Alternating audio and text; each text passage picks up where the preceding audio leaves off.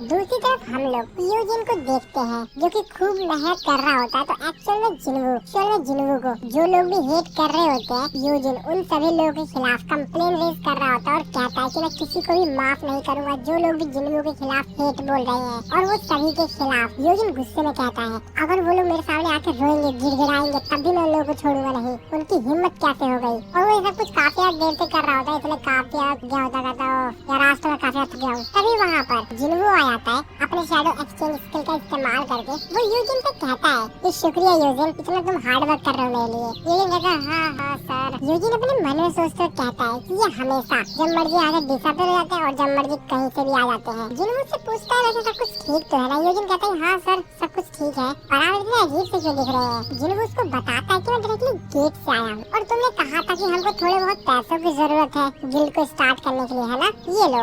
Eugene देखकर काफी हैरान होता है। वो कहता है तुमने सारे प्रीमियम एसेंशियल स्टोन क्या आपने कोई हाई रैंक की गेट क्लियर किया है सर। ये तो हमारे एम्प्लॉय के लिए काफी होगा। जिन्वू कहता है एम्प्लॉय। यूजिन उसे कहता है कि हाँ सर मैंने आपको बताया था ना क्या आपको याद नहीं है हम लोग को एक और मेंबर की जरूरत है। जिन्वू कहता है अच्छा हाँ तुमने कहा था कि लगभग हमको 3 लोगों की जरूरत है एक गिल्ड मास्टर एक वाइस गिल्ड मास्टर और एक एक्स्ट्रा मेंबर। जिन्वू कहता है ये बात तो है चलो ठीक है और कुछ इम्पोर्टेंट चीज जो भी तुम लोग को बताना चाहोगे। यूजिन से कहते हाँ सर एक और इम्पोर्टेंट चीज है काफी अर्जेंट। जिन्वू कहता है क्या है। यूजिन उसको बताता है कि हमारे गिल्ड का नाम हमको अपने गिल्ड का कोई नाम रखना होगा। जिन्वू कहता है ये भी इम्पोर्टेंट था क्या मुझे लगा इम्पोर्टेंट नहीं होगा। यूजिन से चिल्लाते कहता नहीं सर ये तो हमारे लिए बहुत ज्यादा इम्पोर्टेंट है सर। उसके बाद यूजिन जिन्वू को बताता है कि सर पहले मैंने सांग यो गिल्ड सोचा था हम दोनों जो लास्ट नेम है उसको हम लोग मिला देंगे लेकिन ये इतना जचा नहीं। वैसे हाँ यो सांग गिल्ड भी ये भी काफी अच्छा है लेकिन सर मैं आपका नाम अपने नाम से आगे कैसे रख सकता हूँ। इसके बाद यूजिन उसको काफी सारे और भी कॉम्बिनेशन बताता है। तभी जिन्वू से बोलता है कि वैसे सोलो प्लेयर गिल्ड कैसा रहेगा। ये बात सुनने के बाद यूजिन कहता है क्या। जिन्वू से कहता है कि बेसिकली ये सब कुछ सोलो हंटिंग से स्टार्ट हुआ था ना। यूजिन अपने मन में सोचते कहता है इन्हें क्या लग रहा है ये कोई जोक है। मुझे हमेशा से लगता था कि हर चीज में बेहतर है पर ऐसा नहीं है। हाँ वैसे भी ये भी इंसान है ये भी हमारे तरह सोचते हैं। तभी गेट पर कोई आता है वो गेट खटखटाता है। यूजिन कहता है अब कौन है और जैसे यूजिन बाहर जाता है तभी जो बाहर आया होता है वो यूजिन से बोलता है क्या ये मिस्टर सांग जिन्वू का ऑफिस है। तभी यूजिन से बोलता है कि हाँ लेकिन आप कौन। और तभी वो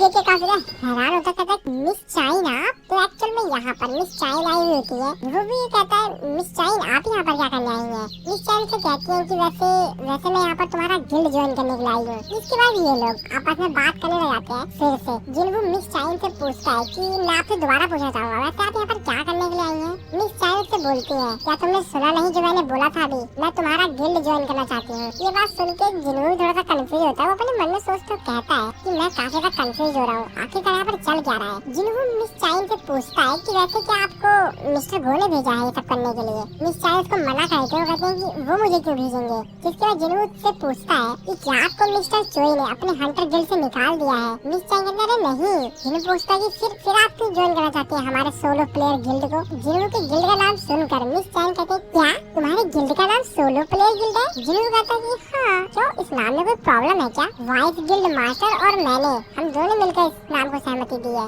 यूजिन जिन्वू को चिल्लाते हुए कहता है कि क्या seriously sir solo player guild और मैंने इस नाम को कहा कर दिया। और वैसे भी मेरा ओपिनियन आपके लिए कोई मैटर भी करता है। अब ये बात सुनकर जिन्वू काफी हैरान होता हुआ अब ये क्या बोल रहा है। जिन्वू से बोलता है कि तुमने कुछ नहीं बोला जब मैंने बोला कि सोलो प्लेयर गिल्ड तो मुझे लगा कि तुमने हाँ कर दिया है। जिन्वू चाइन की तरफ देख रहा होता है। उनकी तरफ देखते हुए जिन्वू अपने मन में सोचते कहता है कि उनकी जो हार्ट बीट है वो भी काफी ज्यादा तेजी से धड़क रही है और ये काफी गहरी सांस ले रही है और ये पूरी कोशिश कर रही है कि ये शांत रहे। लेकिन मैं बेवकूफ नहीं हूँ मैं अपने सेंस कैट का इस्तेमाल कर सकता हूँ। और आखिरकार क्यों ये मेरी गिल्ड को ज्वाइन करना चाहती है। जिसके बाद जिन्वू मिस चाइन से कहता है कि मिस चाइन जहाँ तक मैं जानता हूँ आपको एक हंटर के तौर पर अवेलेबल हुए 2 साल भी नहीं हुए और मैं इतना तो कंफर्म हूँ कि आपने हंटर गिल्ड के साथ कोई कॉन्ट्रैक्ट साइन जरूर किया होगा और वो कॉन्ट्रैक्ट अभी तक खत्म भी नहीं हुआ होगा। जिससे मिस चाइन जिन्वू को बताती है कि मेरे पास कॉन्ट्रैक्ट को ब्रेक करने पे जो भी पेनल्टी लगती है मेरे पास में पैसे हैं कि मैं उनकी पेनल्टी को पे कर सकूँ। वो अपने मन में सोचते कहता है कि ये पेनल्टी भी पे करना चाहती है। आखिरकार मेरी गिल्ड में ऐसी क्या बात है। चाहती है। आखिरकार मेरी गिल्ड में ऐसी क्या बात है? इसके बाद जिन्वू मिस चाइन से बोलता है कि वैसे मैं आपको एक चीज बता दूं कि हमारे गिल्ड के पास एडवांस पे करने के लिए पैसे नहीं है अभी। मिस चाइन कहते हैं कि कोई फर्क नहीं पड़ता है, मेरे को एडवांस चाहिए भी नहीं। जिसपे जिन्वू मिस चाइन से पूछता है कि आखिरकार आप हमारे गिल्ड को ज्वाइन ही क्यों करना चाहते हैं? आपको हमारा गिल्ड ज्वाइन करके कुछ भी नहीं मिलेगा। मिस चाइन अपने मन में सोचते हुए कहते हैं आखिरकार मैं इसको किस तरीके से एक्सप्लेन करूं जिसको लगेगा कि मैं क्रेजी हूँ। मेरे को इसको सच नहीं बताना चाहिए, क्या मेरे को सच बता देना चाहिए? जिसके बाद मिस चाइन अपने मन में सोची होती है। तो ये सब कुछ स्टार्ट हुआ था फर्स्ट टाइम जब मिस चाइन और जिन्वू आपस में मिले थे पहली बार, जब जिन्वू एज अ वर्कर गया था डंजन के अंदर। तब मिस चाइन को जिन्वू के अंदर से काफी अलग ही स्मेल आई थी और इस वजह से मिस चाइन ने उसके ऊपर शक भी किया था और उसके बारे में काफी सब कुछ बहुत सारी इन्फॉर्मेशन जो भी थी वो सब कुछ निकलवाया था और फिर उनको धीरे कर जिन्वू के ऊपर शक भी होने लग गया था। फिर मिस चाइन ने काफी रिसर्च किया था जिन्वू के बारे में और फिर उनको ये भी न्यूज मिल गई थी कि वो एस रैंक का हंटर वगैरह बन गया है और भी इसी तरीके से पूरी स्टोरी चलती है। और फिर उसके बाद जेजू आइलैंड के रेड पर जब ये सभी लोग घायल हो गए तो वहाँ पर जिन्वू उनको बचाने के लिए आया था और मिस चाइन भी लगभग मरते मरते बची थी। वो पूरी तरह से मरी गई थी तरह से, लेकिन फिर भी वो फाइनली बच गई थी जिन्वू की वजह से। और जब मिस चाइन को होश आता है तो मिस्टर गो से पूछती है कि मेरे को किसे बचाया, क्या वहाँ पर जिन्वू आया था? मिस्टर गो कहते हैं कि हाँ। और यही सब इंसिडेंट होने के बाद मिस चाइन जिन्वू के काफी ज्यादा करीब काम करना चाहते हैं ताकि जिन्वू के बारे में और भी बहुत कुछ जान सके। मिस चाइन अपने मन में सोच रही होती है कि मैं चाहती हूँ तुम मेरे साथ रहो मेरे आखिरी सांस तक। अरे नहीं, ये मैं क्या सोच रही हूँ? और मिस चाइन काफी शर्माने लगती है। अब मुझे नहीं पता भाई यहाँ पे क्या सिचुएशन है, बट बहुत ज्यादा शर्माने लगती है। अब जिन्वू भी मतलब देख रहा होता, कहता है यार ये क्या चल रहा है, ये इतनी ज्यादा क्यों शर्मा रही है? इनका पूरा शरीर, इनका पूरा चेहरा लाल क्यों हो गया है? आखिरकार मेरे से कुछ बोल क्यों नहीं है? ये जरूर कुछ ना कुछ छुपा रही है। मिस चाइन पूरी कोशिश कर रही होती है कि जिन्वू को उनके ऊपर शक ना हो, लेकिन भाई जिन्वू है यार। जिन्वू अपने मन में सोचते हुए कहता है क्या मुझे नहीं पता कि ये क्या सोच रही है, लेकिन ये जो कुछ भी सोच रही है इस चीज के बारे में उन्होंने काफी लंबे समय से पहले ही प्लान कर रखा था। जिन्वू मिस चाइन से कहता है कि क्या आप मेरे क्वेश्चन का जवाब नहीं देना चाहती हैं? तभी मिस चाइन जिन्वू से बोलती है कि मैं चाहती हूँ, मैं कंफर्टेबल लाइफ जीना चाहती हूँ, चाहे ये गलत है? जिन्वू कहता है नहीं। तभी योजिन जिन्वू के करीब आता है, कान में फुसफुसाते कहता है अरे सर, लगता है हंटर गिल्ड वाले इनसे काफी ज्यादा काम करवाते हैं। ये बात सुनने के बाद जिन्वू अपने मन में सोच रहा होता है कि वैसे हाँ यार, मिस चाइन अभी 22 से 23 साल की होंगी और ये इतनी जल्दी एक एस रैंक की हंटर बन गई तो इनके ऊपर काफी ज्यादा बर्डन आ गया होगा। और हाँ, अभी जल्दी में तो जेजू आइलैंड रेड में ये काफी ज्यादा इंजर्ड भी हो गई थी। मेरे को इनके बारे में बहुत ज्यादा बुरा लग रहा है। लेकिन उसके बाद जिन्वू मिस चाइन से कहता है कि असल में हमारे गिल्ड को ज्वाइन करने के लिए आपको एक एंट्रेंस टेस्ट भी देना होगा। तभी मिस चाइन कहते हैं क्या, लेकिन रिक्रूटमेंट पोस्टिंग में तो ऐसा कुछ भी नहीं बताया गया था। तभी जिन्वू योजिन की तरफ देखते हुए कहता है कि हमारी ये नई रेगुलेशन है तो मुझे लगता है कि हमारा जो वाइस गिल्ड मास्टर है उसने कोई मिस्टेक कर दी है। और वो योजिन की तरफ देखता है, वो योजिन से कहता है हमारे गेस्ट के लिए कुछ खाने पीने के लाओ। योजिन कहता है हाँ हाँ बिल्कुल सर। जिसके बाद मिस चाइन जिन्वू से बोलती है कि वैसे किस प्रकार का टेस्ट होगा। जिन्वू अपने मन में सोचता है क्या ये मुझे तैयार हो गई, सीरियसली चलो कोई नहीं। जिसके बाद जिन्वू उनको बताता है आपको मेरे एक समर्न बीस्ट को हराना होगा। मिस चाइन बोलती है बस इतनी सी बात, लगता है आप मेरे को अंडर एस्टिमेट कर रहे हैं मिस्टर जिन्वू, तो बताइए मेरे को किससे लड़ना होगा? जिन्वू उनसे कहता है कि मैं कोशिश करूंगा कि मैं आपको सबसे स्ट्रॉन्गेस्ट दूं, सिर्फ आपके लिए। मिस चाइन भी कहती है हाँ ठीक है। मिस चाइन जिन्वू से पूछते हुए टेस्ट कब होगा? जिन्वू कहता है कि चलिए अभी शुरू करते हैं। तो हंटर एसोसिएशन का जिम्नेजियम कैसी जगह रहेगी, चलिए हम वहाँ पर इस टेस्ट को करते हैं। जिन्वू अपने मन में सोचते कहता है कि जिम्नेजियम में टेस्ट करना काफी अच्छा है, लेकिन यार वो काफी दूर नहीं है। और हाँ, शायद मैं इसे टेस्ट कर सकता हूँ कि मेरी शैडो एक्सचेंज स्किल है क्या वो दूसरे इंसान के साथ काम करती है। ये मेरे लिए काफी बेहतरीन अपॉर्चुनिटी है। जिन्वू मिस चाइन से कहता है कि हम लोग इस तरीके से नहीं जाएंगे। मिस चाइन कहते हैं तो फिर किस तरीके से? जिन्वू उनको कहता है आप थोड़ा सा मेरे करीब आइए। जिन्वू उनको अपने को थोड़ा सा करीब लाता है, थोड़ा सा आगे करीब लाता है। मिस चाइन भी शर्माने लगती है और फिर जिन्वू अपने शैडो एक्सचेंज स्किल का इस्तेमाल करके वहाँ से टेलीपोर्ट हो जाता है हंटर एसोसिएशन के जिम्नेजियम में। योजिन भी जिन्वू के गेस्ट के लिए यानी मिस चाइन के लिए खाने पीने का सामान लेकर आ गया होता है। जैसे वो एंटर करता है वो कहता है अब ये लोग कहाँ गए? और उसके सामने जिन्वू एक शैडो सोल्जर होता है जिसको देखकर वो काफी हैरान होता है। और जिन्वू जो शैडो सोल्जर होता है वो जो खाना लेकर आया था योजिन, मिस चाइन और जिन्वू के लिए, वो इसको खा लेता है। ये देखकर योजिन तो और भी ज्यादा डर जाता है। दूसरे से हम लोग जिम्नेजियम का सीन देखते हैं जहाँ पर जिन्वू मिस चाइन को लेकर टेलीपोर्ट हो गया था। जिन्वू कहता है कि हम लोग यहाँ पर प्रैक्टिस करेंगे। मिस चाइन देख काफी हैरान होते हैं किस तरीके से वो लोग इतनी जल्दी जगह पर आ गए। वो कहती कि कैसे? जिन्वू अपने मन में सोचते कहता है कि मैं जानता था शैडो एक्सचेंज स्किल एक गेट की तरह काम करता है। मैं इसका इस्तेमाल करके एक दूसरे इंसान को अपने साथ ट्रैवल करवा सकता हूँ। इसका मतलब ये है कि मैं अपने साथ किसी और को भी एक जगह से दूसरी जगह टेलीपोर्ट करवा सकता हूँ। लेकिन हाँ, मेरे शैडो सोल्जर को भी उस जगह पर होना होगा। 3 घंटे तक वेट भी तो करना पड़ेगा ना, तो मेरे पास 3 घंटे हैं। चलो मैं इनके यहाँ पर टेस्ट लेता हूँ। शायद मैं इस स्किल का इस्तेमाल करके वर्ल्ड के दूसरी साइड भी ट्रैवल कर सकता हूँ। ये तो देखने वाली बात होगी। जिसके बाद जिन्वू मिस चाइन से कहता है चलिए शुरू करते हैं। मिस चाइन तो अभी भी हैरान होती है कि किस तरीके से जगह पर इतनी जल्दी आ गई। जिसके बाद मिस चाइन जिन्वू से कहती है कि मेरे को जस्ट अभी याद आया है, मैं अपने साथ कोई वीपन नहीं लेकर आई हूँ। जिन्वू कहता है ओह, तो आपका मतलब उस पिकैक्स से है। ये बात सुनने के बाद मिस चाइन काफी ज्यादा हैरान होते, कहते हैं क्या? अरे नहीं, वो मेरा वीपन नहीं है। जिन्वू कहता है मैं सिर्फ मजाक कर रहा था, सीरियस मत होइए। मिस चाइन कहते हैं हाँ चलो फिर ठीक है, कोई नहीं। सामने एक स्टोरेज रूम है, वहाँ से मैं वीपन को बोरो कर लेती हूँ। तो रूम के अंदर जाकर वहाँ पे एक वीपन को सिलेक्ट करती है। वहाँ पर वैसे काफी सारे वीपन होते हैं जी, मैं वो हंटर्स के लिए, तो यहाँ पर काफी सारे वीपन अवेलेबल होते हैं उनके लिए। और इसीलिए मिस चाइन उनमें से एक स्वॉर्ड पिकअप कर लेती है। मिस चाइन जिन्वू से कहती है कि मैं तैयार हूँ। जिन्वू उनसे कहता है कि ये वीपन क्या आप इसके साथ सही रहेंगी? और मेरे को नहीं लगता कि आपको स्वॉर्ड इस्तेमाल करने का टाइम भी मिलेगा। मैं अपने किसी ऑर्डिनरी सोल्जर को ही समन करूंगा। तो चलो ठीक है, मैं ग्रीस को समन करता हूँ। इसके बाद जिन्वू ग्रीस को समन करता है। जिन्वू मिस चाइन से कहता है कि ये मेरा सबसे बेस्ट स्वॉर्ड मैन है मेरी शैडो सोल्जर आर्मी में। मिस चाइन जिन्वू से कहती है वैसे हम लोग विनर को किस तरीके से डिसाइड करेंगे? जिस पर जिन्वू को कहता है कि फाइट तब तक चलती रहेगी और फाइट तब तक खत्म नहीं होगी जब तक कि आप मेरे समरन बीस्ट को पूरी तरह डिस्ट्रॉय नहीं कर देती है या आप खुद ही सरेंडर नहीं कर देती है। जिन्वू अपने मन में सोचते कहता है कि वैसे मैंने इनको कहा है कि मैंने सबसे अपने स्ट्रॉन्गेस्ट सोल्जर को समन किया है, लेकिन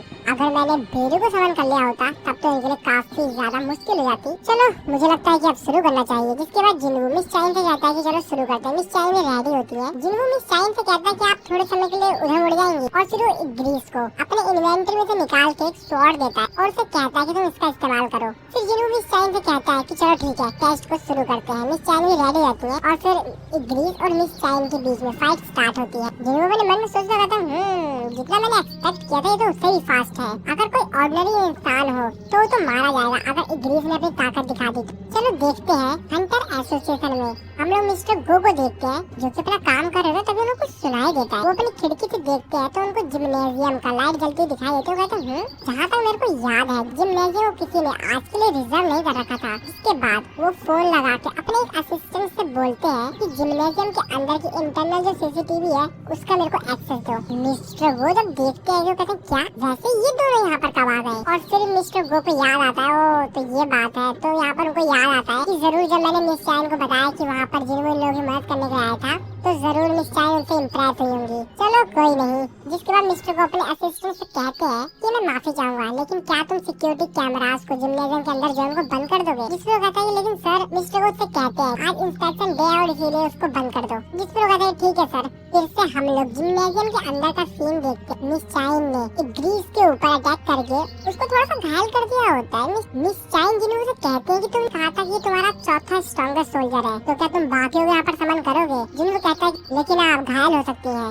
मिस चाइन कहते हैं कि मेरे को उससे कोई फर्क नहीं पड़ता है, आखिरकार मैं भी तो देखूं। जिन्होंने कहता है कि आप जानती हैं। मिस चाइन उसको बताते हैं कि हाँ मैंने उस बीस्ट को देखा था और उसमें मैंने उसको फुटेज में भी देखा था। जिन्होंने कहता है कि ठीक है और फिर जिन्होंने अपने सबसे ज्यादा पावरफुल शैडो सोल्जर बेरू को समन करता है। इसको देखकर मिस चाइन के पसीने छूट जाते हैं। वो भी थोड़ा बहुत डर तो रही थी क्योंकि भाई जब बेरू आता है ना सामने तो उसकी जो माना इमिट हो रही होती है उसके शरीर में से उसको देख कर ही सामने वाला समझ जाता है भाई कितना ताकतवर है। जिसके बाद जिन्वू मिस चाइन से कहता है वैसे मैं आपसे एक और बार पूछ लेता हूँ क्या आप इससे लड़ेंगी? जो कि बेरू को समन कर लेता है। जिन्वू अपने मन में सोच रहा होता है कि वैसे जब मैं किसी चीज को शैडो सोल्जर में कन्वर्ट कर देता हूँ तो जब वो चीज जिंदा थी यानी अलाइव थी उसकी तुलना में वो थोड़ा सा कमजोर हो जाता है। लेकिन इसके बावजूद भी बेरू को तो बनाया इस पर्पस से था कि वो हंटर्स को खत्म करे और इसी वजह से ये एक वीपन की तरह पैदा हुआ जिसका काम ही है हंटर्स को मारना। तो ये ज्यादा कमजोर भी नहीं है और अगर ये अपनी ताकत लगा कर मिस चाइन के खिलाफ जाता है तो मिस चाइन के जीतने के चांस बहुत ही ज्यादा।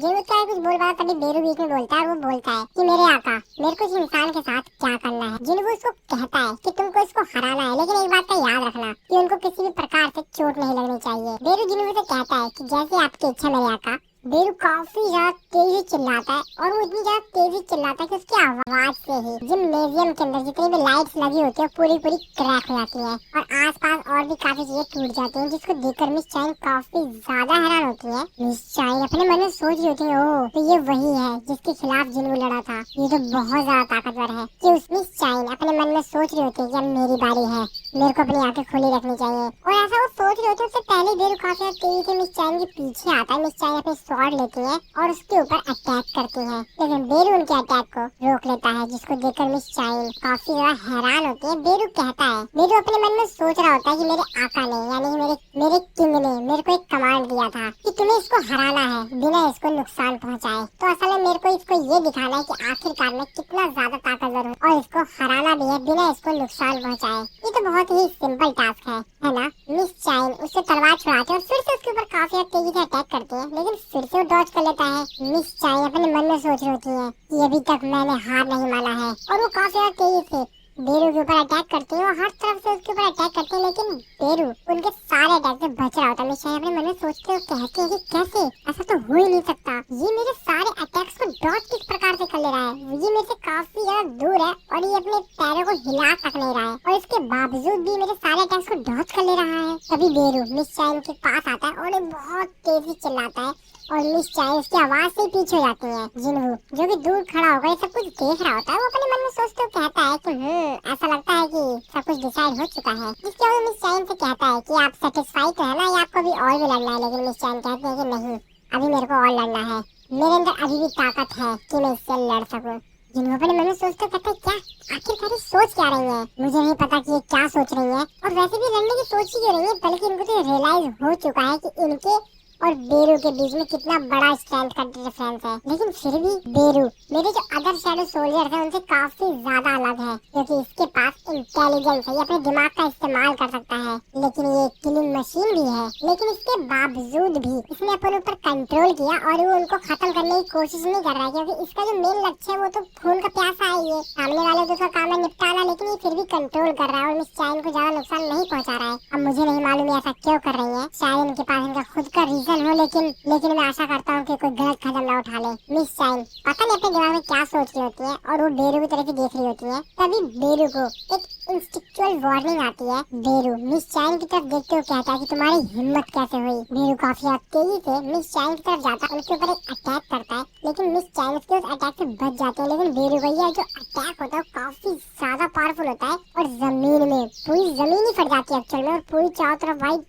तहस नहस हो जाती है पूरी जमीन, जहाँ पर बेरू का हाथ पड़ता है। अभी देखकर मिस चाइन थोड़ा सा घबराती है और बेरू फिर से गुस्से में मिस चाइन की तरफ देखती है, जिसके बाद मिस चाइन सोच रही होती है कि मैं अपने शॉर्ट डांस स्किल का इस्तेमाल करूंगी। मिस चाइन अपने दिमाग में सोच रही होती है कि मेरे पास सिर्फ एक ही चांस है, मेरे को एक ही चांस में इसके ऊपर अटैक करना होगा, क्योंकि मेरे पास इतनी माना नहीं है और इसी वजह से मैं इस स्किल का सिर्फ एक ही बार इस्तेमाल कर सकती हूँ। हाँ, मुझे इस स्किल का इस्तेमाल करना पड़ेगा। और वो बेरू के ऊपर काफी तेजी से अपनी स्वॉर्ड चलाते हैं और वो यहाँ पर स्वॉर्ड ऑफ स्लाइड का इस्तेमाल करते हैं और बेरू के ऊपर अटैक कर देते हैं। जिन्हों दूर खड़े सब कुछ देखकर काफी हैरान होता है, कहता नहीं। लेकिन तभी मिस चाइन जैसे ही बेरू के शरीर में उनकी स्वॉर्ड टच होती है, बेरू के माइंड में कुछ चीज एक्टिवेट हो जाती है और जिन्हों ने जो उसको कमांड दिया था वो उसको ना मानते हुए अपनी जो क्वीन थी जिसने उसको जन्म दिया था उसका कमांड मानने लग जाता है। तो एक्चुअल में उसका जो कमांड था वो ये था कि एक बात तुम याद रखना और ये कमांड कभी मत भूलना, तुम्हें कोई नहीं रोक सकता, तुम ही सबसे ज्यादा पावरफुल हो, अपने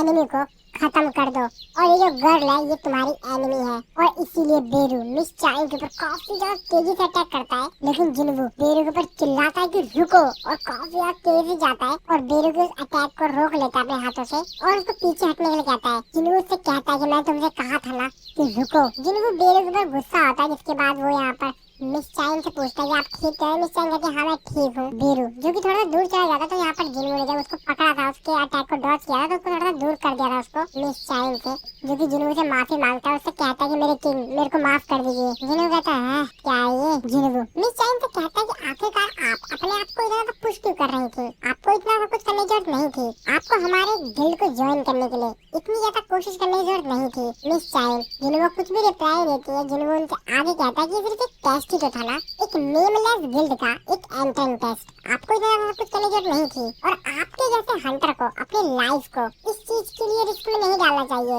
और ये उतना ज्यादा कीमती भी नहीं था। तो आखिरकार आपने अपने आप को इतना रिस्क में क्यों डाला? मिस चाइल्ड के कुछ भी रिप्लाई दे रही होती है। जिन्हों से कहता है कि अरे आप कुछ बोलेंगी, कुछ बताएंगी। जिन्हों मेरे मन में सोच रहा था कि भाई क्या सोच रही है आखिरकार, और जिन्हों बेचारा खुद ही बोल देता है कि क्या शायद आप क्या मेरे में इंटरेस्टेड है मिस चाइल्ड। उसके उस बात का भी कोई रिप्लाई नहीं देती है। तभी वो कहते क्या क्या जिन्हों भी सोच रहा था यार मैंने क्या कह दिया, पर मुझे ऐसा कुछ लगा तो मैंने बोल दिया यार। मिस चाइल्ड में कहती हाँ मेरे को भी ऐसा लगता है, और वो काफी ज्यादा शर्मा रही होती है। इसके बाद अगले सीन में माइकल और मिसेस सैलर को देखते हैं। मिस्टर ब्रेनोर माफी मांग रहे होते हैं। वो उनसे कहता है कि मैंने तुम लोगों को यहाँ पर माफी मांगने के लिए नहीं बुलाया है, मुझे बताओ आखिर हुआ क्या है। माइकल उनको बताता है जैसे कि मिस सैलर ने ऑब्जर्वेशन किया था और उन्होंने बताया है कि एक्चुअल में जो सांग जिन वू है वो एक किंग है। उसकी बात सुनकर कहते क्या सांग जिन वू, उनमें से उन लोगों की ये बात सुनकर मिस्टर ब्रेनन कहते तो मिसेस सैलर ये कहना चाह रही है असल में जो सांग जिन वू है वो एक नेशनल लेवल हंटर जितना पावरफुल है। मिसेस सैलर उनसे कहते हैं कि हाँ मेरे को ऐसा लगता है। मैं आपको एक्सप्लेन करती हूँ। एक्चुअल में तो जैसा कि जितने भी लोग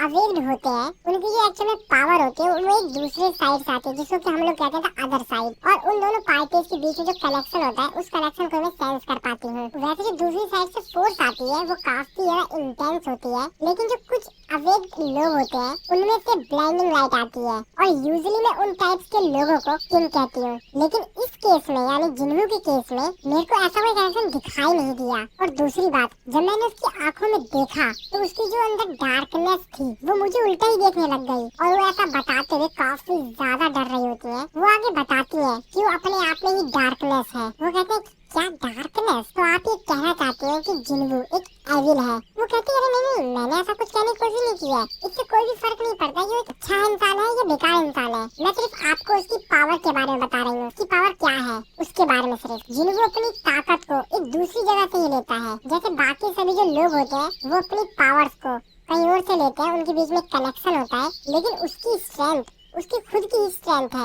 और उसकी स्ट्रेंथ की कोई भी लिमिटेशन नहीं है। यानी उसकी पावर की कोई भी सीमा नहीं है। वो जितना चाहे उतना ज्यादा ताकतवर हो सकता है। जिसके बाद वो वहाँ से उठ के जाने लगते हैं और वो कहते हैं कि ठीक है मिसेस सैलर आपने हमें अपना समय दिया, आपका थैंक्स, और फिर अब आप जा सकती हैं। माइकल मिस्टर ब्रेनन से पूछता है कि वैसे आप कहाँ जा रहे हैं। वो उनसे कहता है कि मैं यहाँ पर बेसमेंट लेवल 24 में जा रहा हूँ, मेरे साथ आओ। और फिर ये दोनों मिलकर बेसमेंट लेवल 24 में जाने लगते हैं। ये लोग जब लिफ्ट में होते हैं तो आपस में बात कर रहे होते हैं। मिस्टर ब्रेनन माइकल से कहते हैं अगर हम मिसेस सैलर के एबिलिटीज का इस्तेमाल करके उसको रिक्रूट नहीं कर सकते तो हमको कोई दूसरा तरीका ढूंढना पड़ेगा मिस्टर जिन्वू को रिक्रूट करने का। वैसे क्या तुमको याद है कि पहला एस रैंक का जो गेट था वो कब ओपन हुआ था? और माइकल कहता है कि हाँ बिल्कुल, आखिरकार मैं उस चीज को कैसे भूल सकता हूँ। उसने पूरे वेस्ट एरिया को पूरी तरीके से बर्बाद कर दिया था। अमेरिका ने दुनिया के सबसे ज्यादा ताकतवर हंटर्स को रिक्रूट करने के लिए उनको काफी बड़े बड़े रिवॉर्ड्स देने का वादा किया, और साथ ही में और उन लोगों को एक अथॉरिटी भी दी, और वो अथॉरिटी एक नेशन जितनी पावरफुल थी, और उसी से जन्म होता है नेशनल लेवल हंटर के टाइटल का। इसके बाद हम लोगों को बैक स्टोरी बताई जाती है। तो एक्चुअल में एक ड्रैगन था जिसका नाम था कैनिश, जो कि बहुत ही ज्यादा ताकतवर था। वो इतना ज्यादा ताकतवर था कि वो अकेला ही टॉप रैंक्स के जो हंटर्स थे, हजारों टॉप रैंक के हंटर्स, उनको संभाल सकता था। फिर से स्टोरी प्रेजेंट में आती है जहाँ पर माइकल और मिस्टर ब्रेनन आपस में बात करते हुए उसी जगह पर जा रहे होते हैं, और फिर थोड़ी देर बाद ये लोग उस जगह पर पहुँच जाते हैं। मिस्टर ब्रेनन वो उसको एक रून स्टोन दिखाते हैं जो कि उन लोगों को कैनिश की कॉर्प्स से मिली थी। मिस्टर ब्रेनन कहते हैं कि उस बात को 8 साल बीत गए हैं और अभी भी एक मेज क्लास को नेशनल लेवल हंटर होना बाकी है, और ये रून स्टोन अभी भी अपने सही ऑनर का इंतजार कर रहा है इस बेसमेंट के अंदर। कैनिश ने एक बार और इस ब्यूटीफुल कंट्री को वैल्यूएबल गिफ्ट दिया है। इसके बाद हम लोग कैनिश की जो डेथ बॉडी होती है उसको देखते हैं, जो कि बहुत ज्यादा बड़ी होती है। एक्चुअली ये लोग तो उसकी बॉडी के सामने बहुत छोटी छोटी चीज दिखाई दे रहे होते हैं, वो बॉडी बहुत बड़ी होती है। इसके बाद दूसरी तरफ हम लोग जिन्वू घर पे जिन्वू को देखते हैं जो कि वॉशरूम में अपना ही फेस देख रहा होता है शीशे में। वो सोच रहा होता है यार जब से मैं रीअवेकिंग हुआ हूँ मैं ये तो मानूंगा कि मैं थोड़ा सा इंच बढ़ गया हूँ और मेरा जो शेप है शरीर का वो भी बेहतर हुआ है, लेकिन क्या मैं सही में इतना सुंदर हूँ? क्योंकि मैं तो एक एवरेज की तरह दिखता हूँ। यार मिस चाइन मुझ जिनको मैं कैसे पसंद आ गया। अब जिन्वू यहाँ पर सोच रहा होता है यार मेरी शक्ल तो मेरे को लगता है उसने अच्छी है, तो मिस चाइन मेरे को पसंद नहीं करती है। अब इसे क्या मालूम भाई, कोई और ही बात है। ऐसे हाँ मेरी जो स्किन है फेस की वो काफी ज्यादा क्लियर है। ऐसा शायद इसलिए होगा क्योंकि मेरे पास एक स्किल है जिसकी हेल्प से मेरे शरीर में कहीं भी कोई डिस्ट्रॉय हो जाता है तो मैं उसको तुरंत रिकवर कर सकता हूँ। लेकिन फिर भी यार। इसके बाद जिन्हू अपनी सिस्टर के पास जाता है, उससे बोलता है कि जिन्हा बोलती है हाँ बोलो। जिन्हू उससे बोलता है कि वैसे तुम मेरे को कितना रेट करना चाहोगी। जिन्हा पूछती है कि किस बेस पर मैं तुमको रेट दूं। जिन्हू बोलता है कि अट्रैक्टिवनेस पर। वो कहते क्या आखिरकार तुमको ऐसा कॉन्फिडेंस कहाँ से मिल गया। जिन्हू उसके पास आता है, उसको पकड़ के उसकी पिटाई करने लगता है। उसे कहता है क्या क्या बात कर रही हो तुम। जिन्हू उसको बोलते है कि मेरी आंखों में तुम्हारी शक्ल एकदम बकवास के घटिया है। जिन्हू उसको मार रहा होता है, उसे कह रहा है तुम्हारी इतनी हिम्मत कैसे हो गई ऐसे फालतू बोलने की, और तुम्हारा बेकार का ओपिनियन देने के लिए थैंक्स। जिन्हू उससे बोलता है कि वैसे मैं तुमको कुछ बता दूं, मैं यहाँ पर एक गिल्ड बनाने की सोच रहा हूँ। उसकी सिस्टर कहते हो तो मतलब तुम बड़े बॉस बन गए हो। जिन्हू उससे बोलता है कि अपने जो गिल्ड है उसका नाम रखा है सोलो प्लेयर गिल्ड। उसकी सिस्टर कहती क्या क्या मजाक चल रहा है क्या, ये क्या मजाक है, और आखिरकार तुमको ऐसा ही नाम क्यों सूझा। जिन्हू उससे बोलता है क्यों कुछ अजीब नाम है क्या। वो की सिस्टर कहती है अरे बहुत ज्यादा अजीब है, और वैसे भी तुम्हारे पास एक एबिलिटीज है जिसकी मदद तुम उन डार्क सोल्जर्स को समन कर सकते हो। तो टेक्निकली देखा जाए तो तुम एक सोलो प्लेयर तो नहीं हो। जिन्हू कहता अच्छा पॉइंट तो है, तो मेरे को इसका क्या नाम रखना चाहिए बताओ। उसकी सिस्टर थोड़ा सोचते हुए वैसे अर्जुन गिल्ड क्या सा नाम रहेगा। वो कहता है इसका क्या मतलब है। इसकी सिस्टर को बताती है कि चाइनीज में मीन्स होता है आई और जिन का मीन्स होता है टू गो फॉरवर्ड, मुझे आगे जाना है। और वैसे भी ये नाम मैंने इसलिए चुना क्योंकि पहले मेरा नाम यही था। क्यों तुमको नाम अच्छा ही लगा क्या, इसमें कुछ बुरा है क्या। जिन्हू कहता उतना बेकार भी नहीं है। इसके बाद दूसरी तरफ हम लोग मिस चाइल्ड को देखते हैं जो कि बेचारी सो ही नहीं पा रही होती है। अब आप लोगों को तो मालूम है भाई क्यों नहीं सो पा रही थी। उनको बार बार जिन्हू को एक ख्याल आ रहा होता है। वो कहती है अरे यार मैं बार बार इसके बारे में भी सोच रही हूँ, मैं कितना ज्यादा सोच रही हूँ। तो बेसिकली मैंने उससे बोल दिया कि मैं उसे पसंद करती हूँ, और वो बार बार जिन्हू के उसी बात के बारे में सोच रही होती है। वो कहते नहीं शायद मैं क्रेजी हो गई हूँ, लेकिन नहीं उसने मेरी जान बचाई थी। ऑफ कोर्स मैं उसे पसंद करती हूँ। हाँ ये बात सही है। अरे नहीं यार क्या मैं मजाक कर रही हूँ, सब कुछ सही नहीं है, कुछ भी सही नहीं है। लेकिन वैसे देखा जाए तो वैसे मेरे को मिन ब्यूम की हीलिंग एबिलिटीज की वजह से मैं सर्वाइव हुई थी, वहाँ बच पाई थी। तभी उनके दिमाग में उनको एक ख्याल आता है जहाँ पर